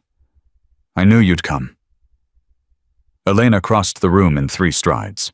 Her knife was out before she reached Maya's side, slicing through the restraints with practiced efficiency. "Are you hurt?" "Nothing serious. They wanted me alive for questioning." "Can you move? I can run a marathon if it gets me off this ship." Despite everything, Elena almost smiled. "Good. Stay behind me. Don't stop for anything." They moved. Back through the corridor. Back toward the chaos above. But the chaos had changed. The gunfire had stopped. The shouting had ceased. An eerie silence had descended over the ship. Elena's instincts screamed a warning. She pulled Maya behind a bulkhead, pressing them both against the cold metal wall. "Admiral Harrison." A new voice echoed through the corridor. Calm, cultured, completely in control. "Please don't make this more difficult than it needs to be." Elena's blood ran cold. She knew that voice. "I see you recognize me." The voice grew closer. "Good. That should make this conversation more efficient." Footsteps in the corridor. Measured. Unhurried. The footsteps of someone who believed they had already won. A figure appeared at the end of the hallway. Admiral James Warren, her commanding officer, her mentor. The man who had activated Ghost Protocol less than 6 hours ago. "You," Elena breathed. "You're the mole." Warren smiled. It was a warm smile. A grandfatherly smile. The smile of a man who had perfected the art of betrayal. "Not the mole, my dear. The architect." He spread his hands. "Everything you've uncovered. The compromised facilities, the security vulnerabilities, the network of operatives, all of it was built under my direction. Why? Because the Navy you're fighting for doesn't deserve to survive." Warren's smile faded, replaced by something harder. 35 years I've served this institution. 35 years of watching politicians gut our funding, bureaucrats undermine our authority, and idealists like you demand impossibly high standards. He stepped closer. Elena's weapon tracked him, but she didn't fire. Not yet. "The Navy is dying, Elena. Rotting from within. The only way to save it is to tear it down and rebuild it from scratch. By betraying everything it stands for, by removing the weakness, the corruption, the people who care more about appearances than effectiveness." Warren shrugged. "Sometimes you have to burn the forest to save the trees." "And Maya," Elena's voice was ice. "What does a 19-year-old recruit have to do with saving trees? She was leverage." Warren's eyes found Maya cowering behind Elena's back. "You've been building something, Admiral. A new generation of operatives. People who share your ideals, your methods, your inconvenient conscience. I needed to understand your selection criteria. What makes someone worthy of becoming Ghost?" "She's not an operative. She's a seaman 3 weeks out of boot camp." "She's a symbol." Warren's voice hardened. "The symbol of everything you're trying to build. And symbols have power. Control the symbol, control the movement. So you kidnapped her to study her, to understand what I was looking for, to understand how to stop you." Warren's smile returned. "You've been a thorn in my side for 3 years, Elena. Ever since you started your little crusade against corruption. Every facility you've inspected, every officer you've disciplined, every system you've reformed. It's all been undoing years of careful work. Work that betrays the country you swore to protect. Work that will save it." Warren's voice rose with conviction. "You're too young to understand. Too naive. You see the world in black and white, good and evil, right and wrong. But the real world doesn't work that way. Sometimes you have to do terrible things to achieve necessary goals. Like selling secrets to foreign intelligence services. Warren's face flickered. Just for a moment, just enough for Elena to see the truth. The communications cross intercepted, she continued. The payments to Keene. The extraction teams with foreign equipment.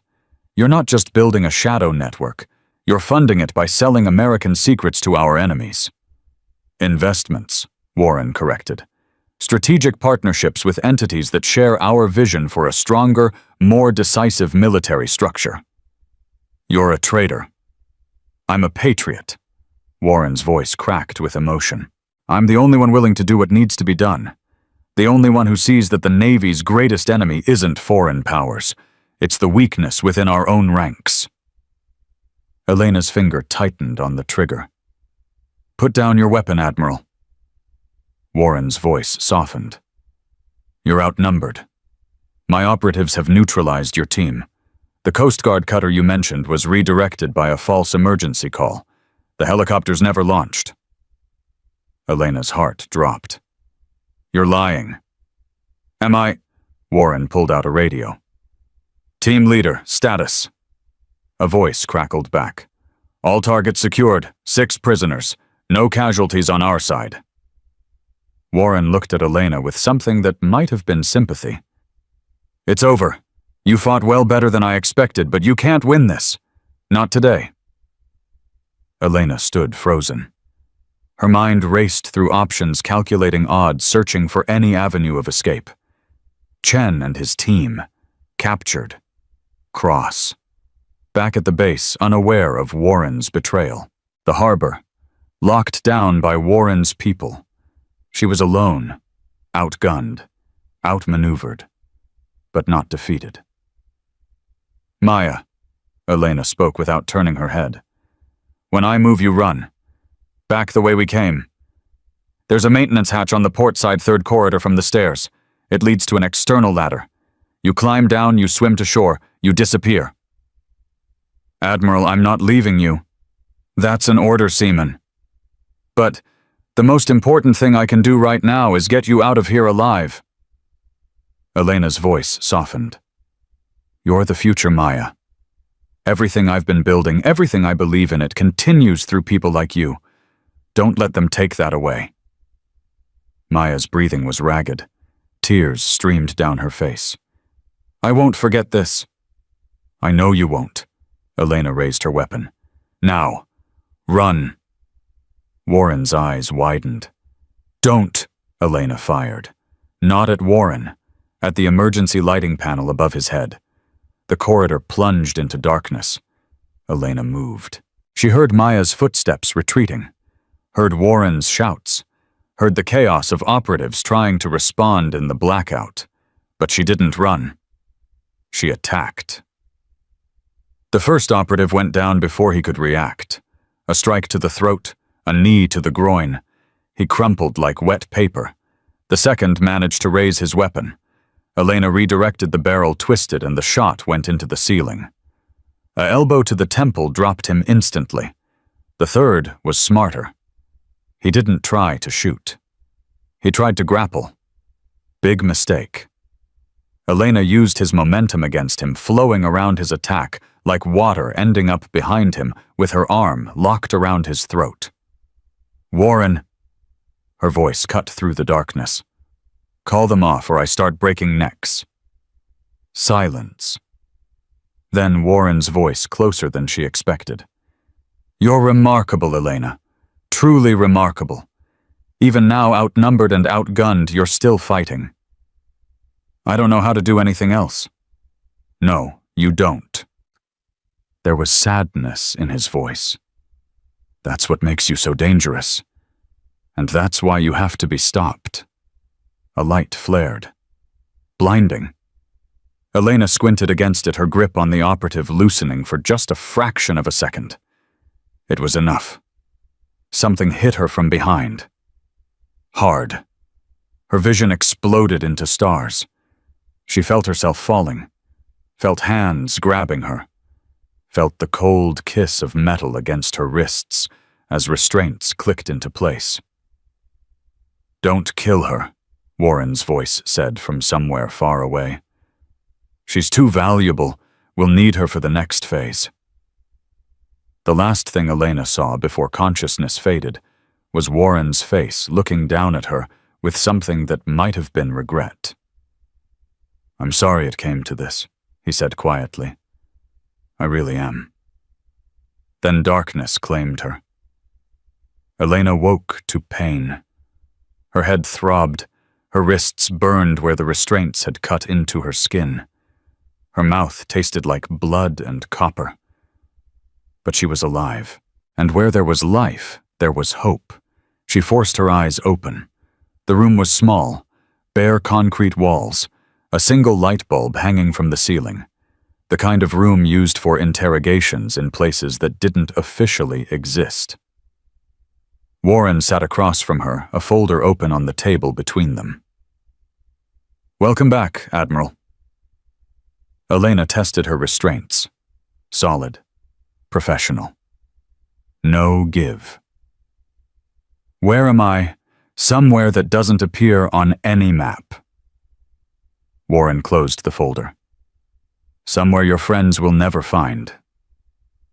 Maya escaped as you intended. Warren's jaw tightened. She made it to shore. Disappeared into the city. My people are still looking. Relief flooded through Elena's chest. Maya was free. Whatever happened next, she had accomplished her mission. You're smiling, Warren observed. You haven't won anything. Elena's voice was hoarse but steady. Maya is out there. Cross knows about the network. The investigation will continue with or without me. Will it? Warren leaned forward. Let me tell you what happens now, Elena. In approximately 6 hours, an anonymous tip will lead investigators to evidence proving that you were the mole, that you orchestrated the security breaches, that you kidnapped Seaman Ortiz as part of a scheme to discredit the Navy's leadership. Elena's blood ran cold. No one will believe that. Won't they? Warren's smile was cold. You have no alibi for the past 18 months. Your inspections took you to every compromised facility. Your security clearance gave you access to everything that was leaked. He spread his hands. The evidence is overwhelming. And when you're found dead apparently by your own hand, the case will be closed forever. You're going to frame me for your crimes. I'm going to ensure that my work continues. Warren stood buttoning his jacket. You could have been part of this, Elena. I offered you a position 3 years ago, a seat at the table, a chance to help rebuild the Navy from the inside. And I refused. The worst decision of your life. Warren moved toward the door. In 6 hours you'll be dead. The network will be safe, and everything you've worked for will be erased. He paused at the threshold. For what it's worth, I admired you. You were the best operative I ever trained. If things had been different. He shook his head. Goodbye, Elena. The door closed. The lock clicked. Elena sat alone in the silence, her mind racing through possibilities. 6 hours. She had 6 hours to expose Warren and save everything she had built. It seemed impossible. It probably was impossible. But Elena Harrison had built her entire career on doing impossible things. She closed her eyes, took a deep breath, and began to plan. Because Ghost never stopped fighting, and she wasn't dead yet. Part 5. Ghost Rises. The restraints were military-grade, double-locked, reinforced steel, designed to hold the most dangerous prisoners in the world. Elena had helped design them, which meant she knew exactly where the weakness was. She shifted her weight, tilting the chair backward until she was balanced on 2 legs. The metal groaned. The restraints pulled tight against her wrists, cutting deeper into her already raw skin. Pain was irrelevant. Escape was everything. She rocked forward, back, forward again, building momentum, building force. On the fourth rock, she threw herself sideways. The chair hit the concrete floor with a crack that echoed through the empty room. Elena's shoulder screamed in protest, but she ignored it. She twisted, contorting her body in ways that would have been impossible for anyone without her training. The restraints held. But the chair didn't. The impact had loosened one of the bolts connecting the armrest to the frame. Elena worked at it with her fingers, ignoring the blood that began to flow as the metal tore at her skin. 1 minute, 2, 3. The bolt came free. She slid her right hand out of the restraint, leaving a trail of blood behind. The left hand followed seconds later. Elena stood in the center of the room, free wounded and absolutely furious. Warren had made a mistake. He had underestimated her. It would be his last. The door was locked from the outside, standard military deadbolt, no keyhole on her side. Elena examined the hinges. Industrial strength, but the screws were old, rusted from years of exposure to moisture. She needed a tool, something thin, something strong. Her eyes fell on the broken chair, the bolt she had removed, thin enough to work as a screwdriver, strong enough to apply force. 5 minutes of careful work. 5 minutes of grinding metal against metal, of fingers slipping in blood, of muscles burning with exhaustion. The first hinge came loose, then the second. Elena pulled the door inward, careful to avoid the noise of metal scraping against concrete.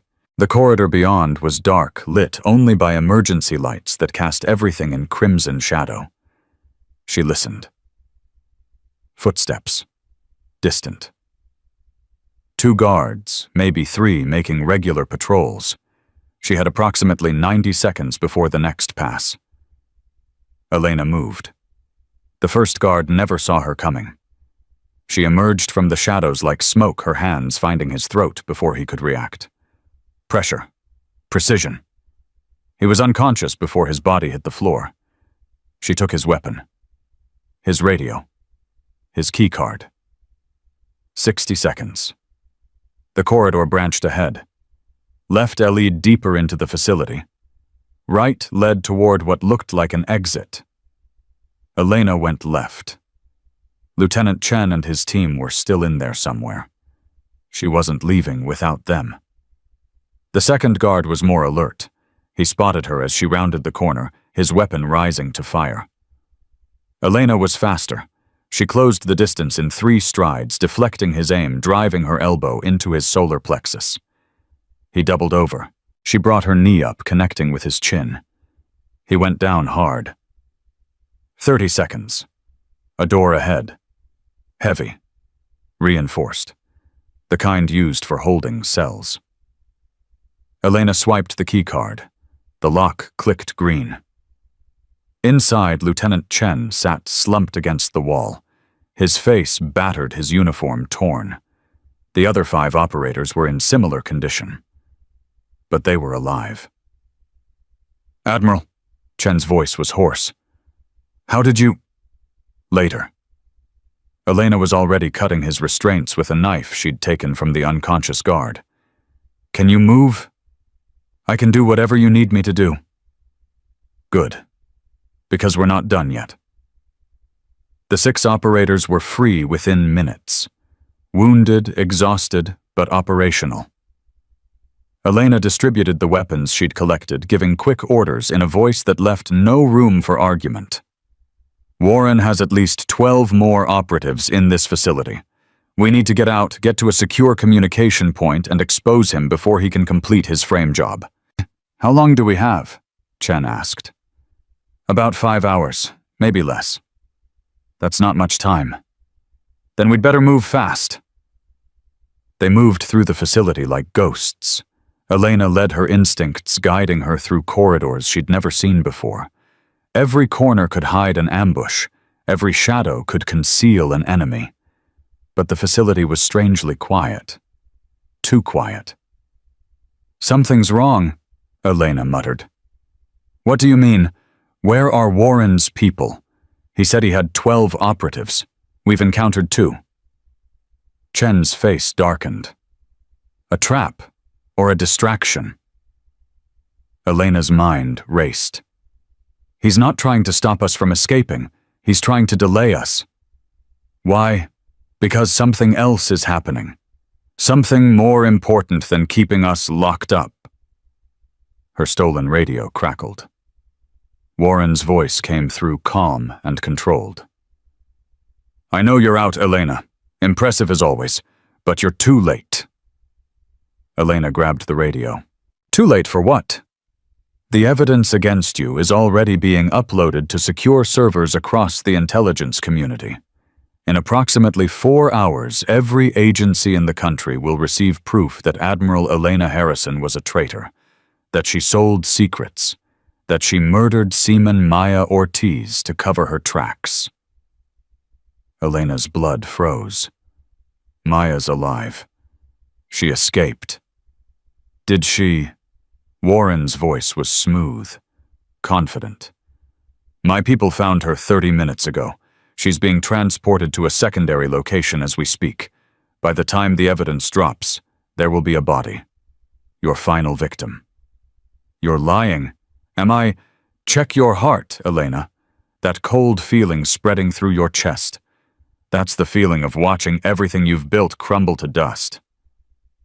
Elena closed her eyes, forced herself to think through the fear and the rage. Warren was trying to rattle her, trying to make her panic, make mistakes. She couldn't afford mistakes. "Where is she?"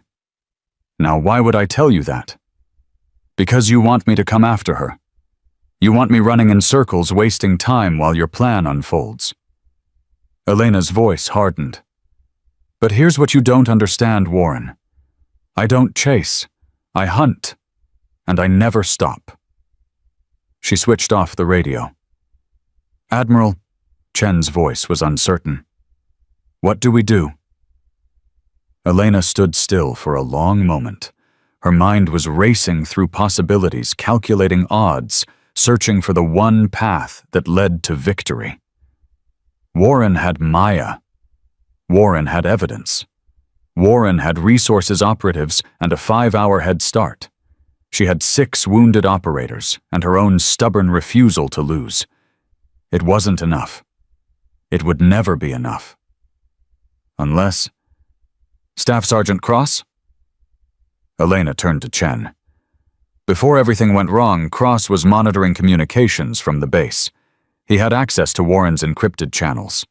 "You think he's still working?" "I think he's the only person who doesn't know Warren is the mole, which means he's the only person who might be able to help us." Elena grabbed the radio again, switching to a frequency she had memorized years ago. A frequency that only 2 people in the world knew existed. "Ghost actual to Shadow Base. Priority Omega. Respond." Static. Silence. More static. Then a voice. Young. Urgent. Terrified. "Admiral Harrison, is that you? We've been trying to reach you for hours. Something's wrong. Admiral Warren issued orders to stand down all search operations. He said you were compromised. He said, 'Cross, listen to me carefully. Warren is the mole.'" Silence. "Cross, did you hear me?" "I heard you." His voice was shaking. "But Admiral, that's impossible. He's been running the investigation. He's been coordinating everything. How could he? He's been coordinating his own cover-up. Everything we've uncovered, every lead we've followed, he's been 3 steps ahead because he's been controlling the information."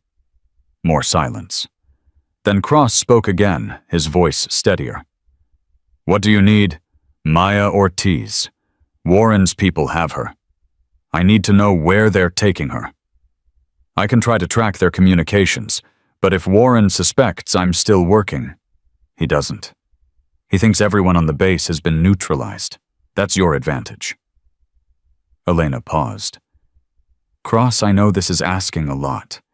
If you help me and Warren finds out, he'll destroy you. Admiral. Cross's voice was quiet, but firm. You gave me a second chance when you didn't have to. You believed in me when everyone else saw just another failure. He took a breath. Tell me what you need. I'll make it happen. Elena felt something warm spread through her chest. Hope. The most dangerous thing in the world. Find Maya. Find the evidence Warren is uploading. And Cross. Yes, ma'am. Don't trust anyone. Not until this is over. Understood. Shadow base out. The radio went silent. Elena turned to face her team. We're getting out of this facility. Then we're going to find Maya, stop Warren, and clear our names. She met each of their eyes in turn. Anyone who wants to walk away, I won't blame you. This isn't your fight. Chen stepped forward. With respect, Admiral, you're wrong. The moment Warren betrayed the Navy, it became everyone's fight. The other operators nodded.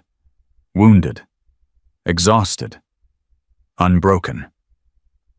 Elena allowed herself one small smile. Then let's move. They reached the surface 17 minutes later. The facility had been built into the side of a mountain, hidden from satellite surveillance, invisible from the air. Warren had clearly been preparing this place for years, but even the best hiding spots have exits. Elena led her team through a maintenance tunnel that emerged 300 meters from the main entrance. The night air hit her face like a blessing, cold and clean and free. Her radio crackled. Admiral, Cross here. I found them. Where? Abandoned warehouse on the waterfront. 2847 Harbor Drive. They're moving her in approximately 90 minutes. Moving her where? A private airfield 20 miles north. Warren has a plane waiting. If they get her on that plane, they won't. Elena was already moving. What about the evidence? Still uploading. It's being routed through multiple servers, but I've identified the primary source. Warren's personal terminal at the Naval Intelligence Building. Cross paused. Admiral, if I can get physical access to that terminal, I can stop the upload and retrieve the original files. Proof of everything he's done. Can you get there? I'm already on my way. But Admiral, I'm not a field operative. If Warren has people guarding the building, handle it, Cross. I trust you. Yes, ma'am. The line went dead. Elena turned to her team. Change of plans. We're splitting up. Chen, take 3 operators to the warehouse. Secure Maya. Do not engage Warren's people until I arrive. And you? I'm going to the Naval Intelligence Building. Cross is going to need backup. Admiral, you can't go alone. I'm not going to argue, Lieutenant. Every second we waste is a second Warren uses to cover his tracks. Elena's voice softened slightly. Get Maya. Keep her safe. I'll handle the rest. Chen hesitated. Then he nodded. Good luck, Admiral. Luck is for people who don't plan. Elena turned and started running. I'll see you on the other side. The Naval Intelligence Building was quiet when Elena arrived. Too quiet. The kind of quiet that preceded violence. She approached from the east using shadows and service entrances to avoid the main security checkpoints. Warren's people would be watching for her. They would be ready, but they wouldn't be ready for what she had planned. Her phone buzzed. A text from Cross. Inside, 3rd floor. 2 guards outside Warren's office. Waiting for your signal. Elena typed back. On my way. 2 minutes. She moved through the building like a phantom, her training carrying her through corridors and stairwells without making a sound. The few people she encountered were regular personnel unaware of the conspiracy unfolding around them. She let them pass unmolested. 3rd floor, Warren's office at the end of the hall. 2 guards just as Cross had said. Big men. Alert. Armed. Elena pulled out the weapon she'd taken from the facility. Checked the magazine. Full. She didn't want to kill them. They might be innocent. Might be following orders without understanding who they were really working for, but she would do what was necessary. She stepped into the hallway. "Hey!" The guards reacted instantly, weapons rising training taking over. Elena was faster. She fired twice. Both shots hit center mass. Both guards went down. Non-lethal rounds. The facility guard's weapon had been loaded with rubber bullets designed to incapacitate rather than kill. She had gambled on that fact. The gamble had paid off. She reached Warren's office door and kicked it open. Cross was inside, his hands flying across Warren's computer, his face illuminated by the glow of multiple screens.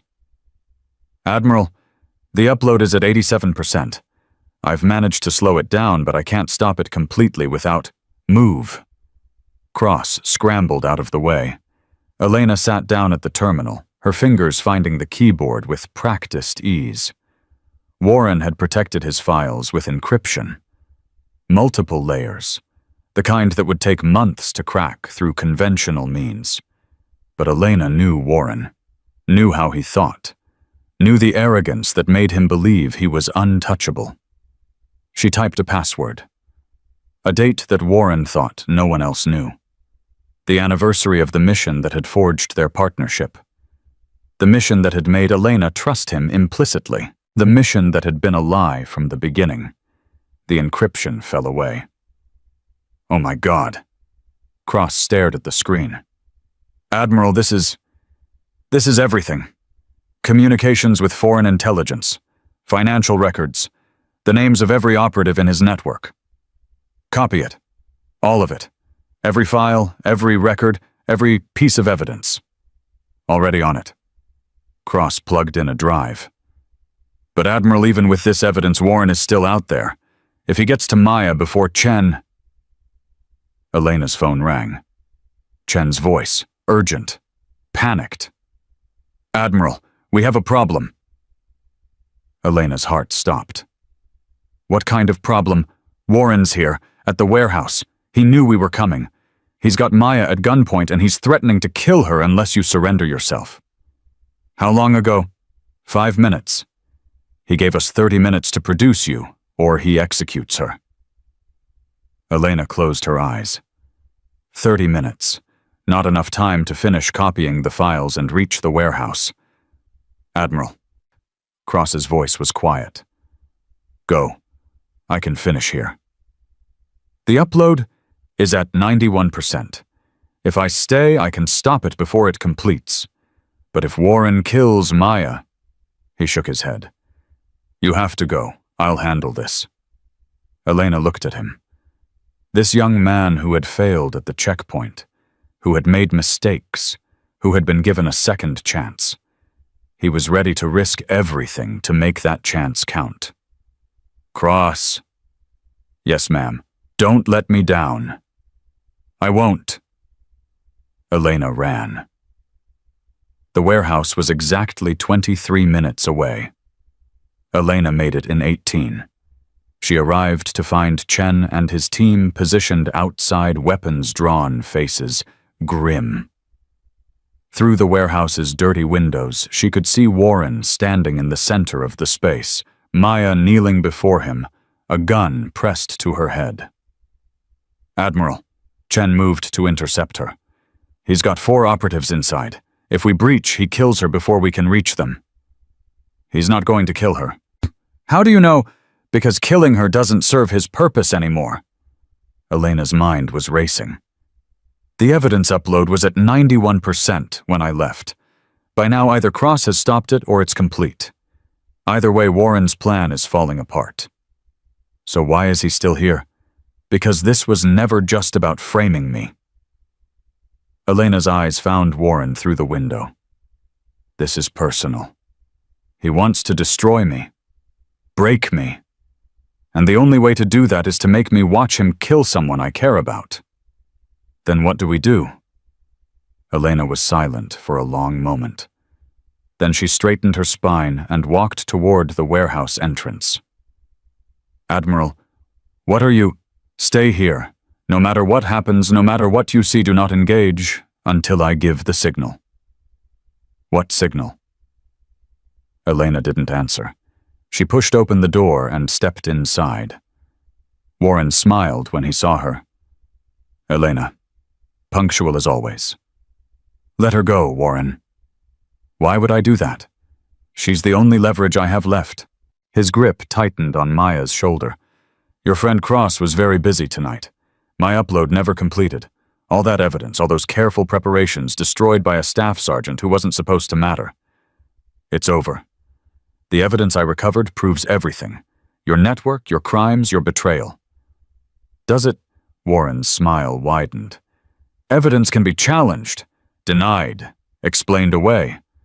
But a body, he pressed the gun harder against Maya's head. A body is permanent. If you kill her, you have nothing. I have satisfaction. Warren's voice turned cold. 3 years, Elena. 3 years you've been dismantling everything I built. Every inspection, every investigation, every righteous crusade against corruption. Do you know how many operations you've compromised? How many assets you've exposed? Assets who were betraying their country. Assets who were doing what needed to be done. Warren's composure cracked. You don't understand. You've never understood. The Navy isn't some noble institution. It's a machine, a tool, and tools need to be controlled by people who know how to use them. People like you. People who aren't afraid to make hard choices. People who understand that sometimes you have to sacrifice the few to save the many. Maya isn't a sacrifice. She's a 19-year-old recruit who made the mistake of showing integrity. Exactly. Warren's eyes found Elena's. That's why she has to die. Because if people like her survive, people like me become unnecessary. And I refuse to become unnecessary. Elena took a step forward. Then kill me instead. Warren blinked. What? You heard me. You want to destroy what I've built? You want to end my crusade? Then end me. Let Maya go and I'll surrender. No resistance, no tricks. Just you and me, and whatever ending you've imagined. Admiral, no. Maya's voice was raw with terror. Don't do this. Quiet. Warren's gun shifted slightly, considering the offer. You'd really trade your life for hers, without hesitation. Why, she's nobody. A seaman 3 weeks out of boot camp. What could she possibly be worth? Elena looked at Maya. At this young woman who had shown courage when everyone else showed cowardice. Who had believed in help even when hope seemed impossible. She's worth everything, Elena said quietly. Because she's the future. And the future is the only thing worth dying for. Warren stared at her. Something flickered in his eyes. Something that might have been respect. Then he laughed. You always were a romantic, Elena. Even when we were young. Always believing in things that didn't exist. Honor. Duty. The greater good. He shook his head. But you're wrong about one thing. Killing you wouldn't end your crusade. It would make you a martyr. And martyrs are more dangerous than living enemies. So what do you want? I want you to suffer. Warren's voice hardened. I want you to watch everything you care about burn, and then when you have nothing left, I want you to know that it was all your fault. He raised the gun toward Maya's head. Starting now. Signal! Elena's voice cut through the warehouse like a knife.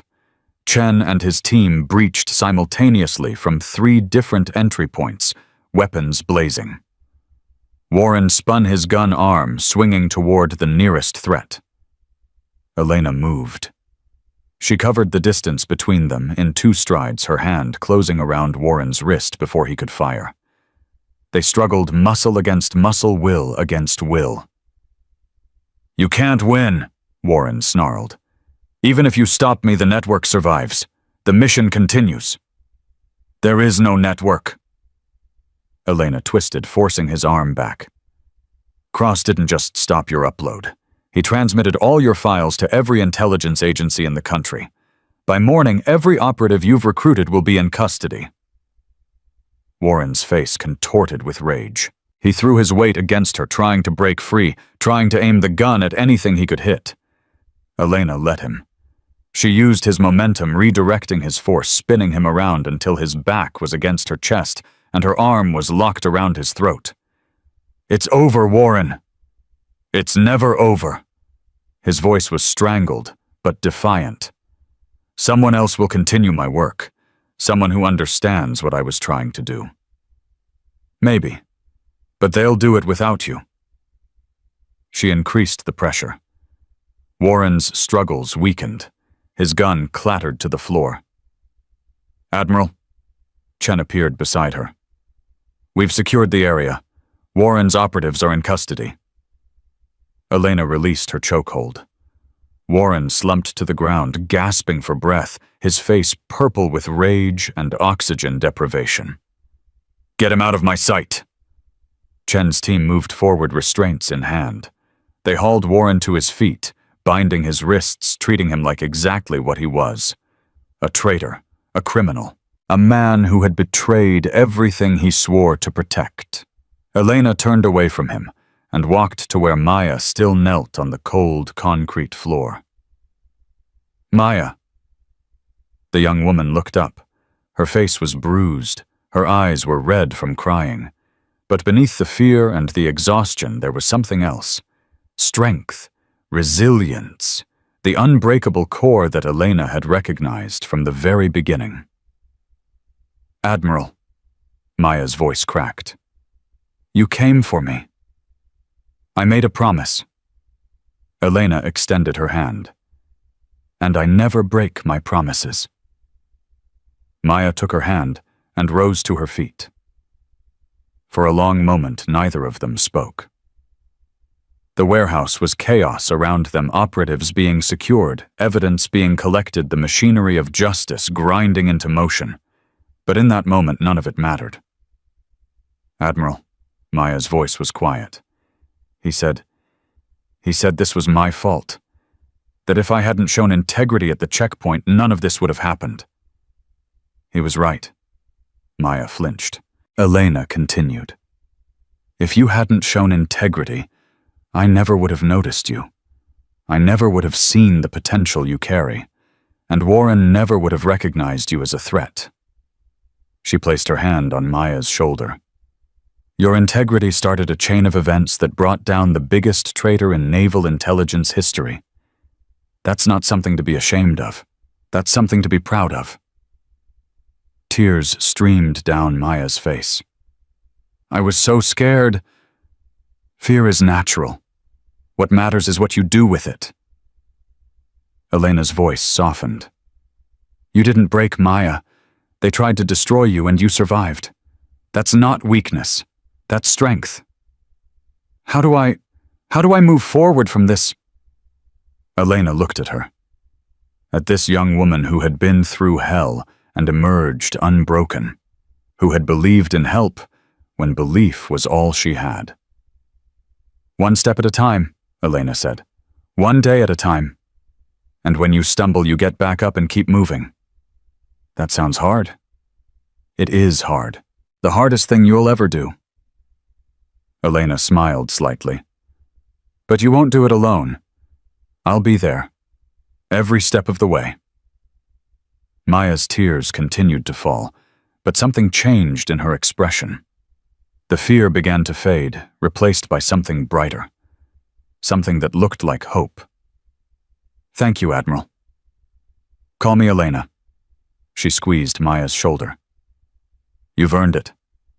6 months later, the ceremony was held on the deck of the USS Gerald R. Ford. 300 personnel stood at attention under a clear June sky. The sun blazed overhead, reflecting off polished metals and crisp white uniforms. Admiral Elena Harrison stood at the podium, her dress uniform immaculate, her face composed. Before her 12 candidates stood ready to receive their new ranks.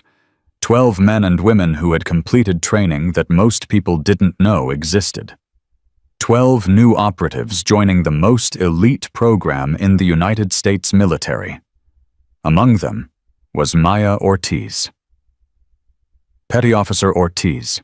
Elena's voice carried across the silent deck. Step forward. Maya moved with confidence, her posture straight, her eyes steady. The scared young woman from the warehouse had been replaced by something stronger. Something forged in fire and tempered by trials that would have broken anyone else. Elena pinned the new insignia to Maya's collar. You've demonstrated exceptional capability, integrity, and judgment during your training period, Elena said, her voice formal. It is my honor to welcome you to the Naval Special Assessment Program. Thank you, ma'am. Elena lowered her voice so only Maya could hear. Your grandmother would be proud. Maya's composure cracked for just a moment. A smile flickered across her face before discipline reasserted itself. I hope so, ma'am. The ceremony continued. Names were called, insignia were pinned, futures were forged. When it was over, Elena stood at the ship's railing looking out at the ocean that stretched endlessly toward the horizon. Maya appeared beside her. Neither spoke for a long moment. I never thanked you properly, Maya finally said. For coming after me. For believing in me when everyone else just saw a nobody. You were never a nobody. Elena's eyes remained on the horizon. You just hadn't realized what you could be yet. And now you're the beginning of something new. A generation of operatives who understand that real authority doesn't need a badge, that integrity matters more than convenience, that the most powerful weapon in the world isn't a gun or a ship or a bomb. Elena turned to face her. It's a person willing to stand up for what's right even when standing alone. Maya absorbed the words in silence. What happened to Warren? She asked. Court-martial, life sentence, solitary confinement in a facility that doesn't officially exist. Elena's voice held no satisfaction. Only finality. He'll spend the rest of his life staring at walls and wondering where he went wrong. Do you think he'll ever understand? No.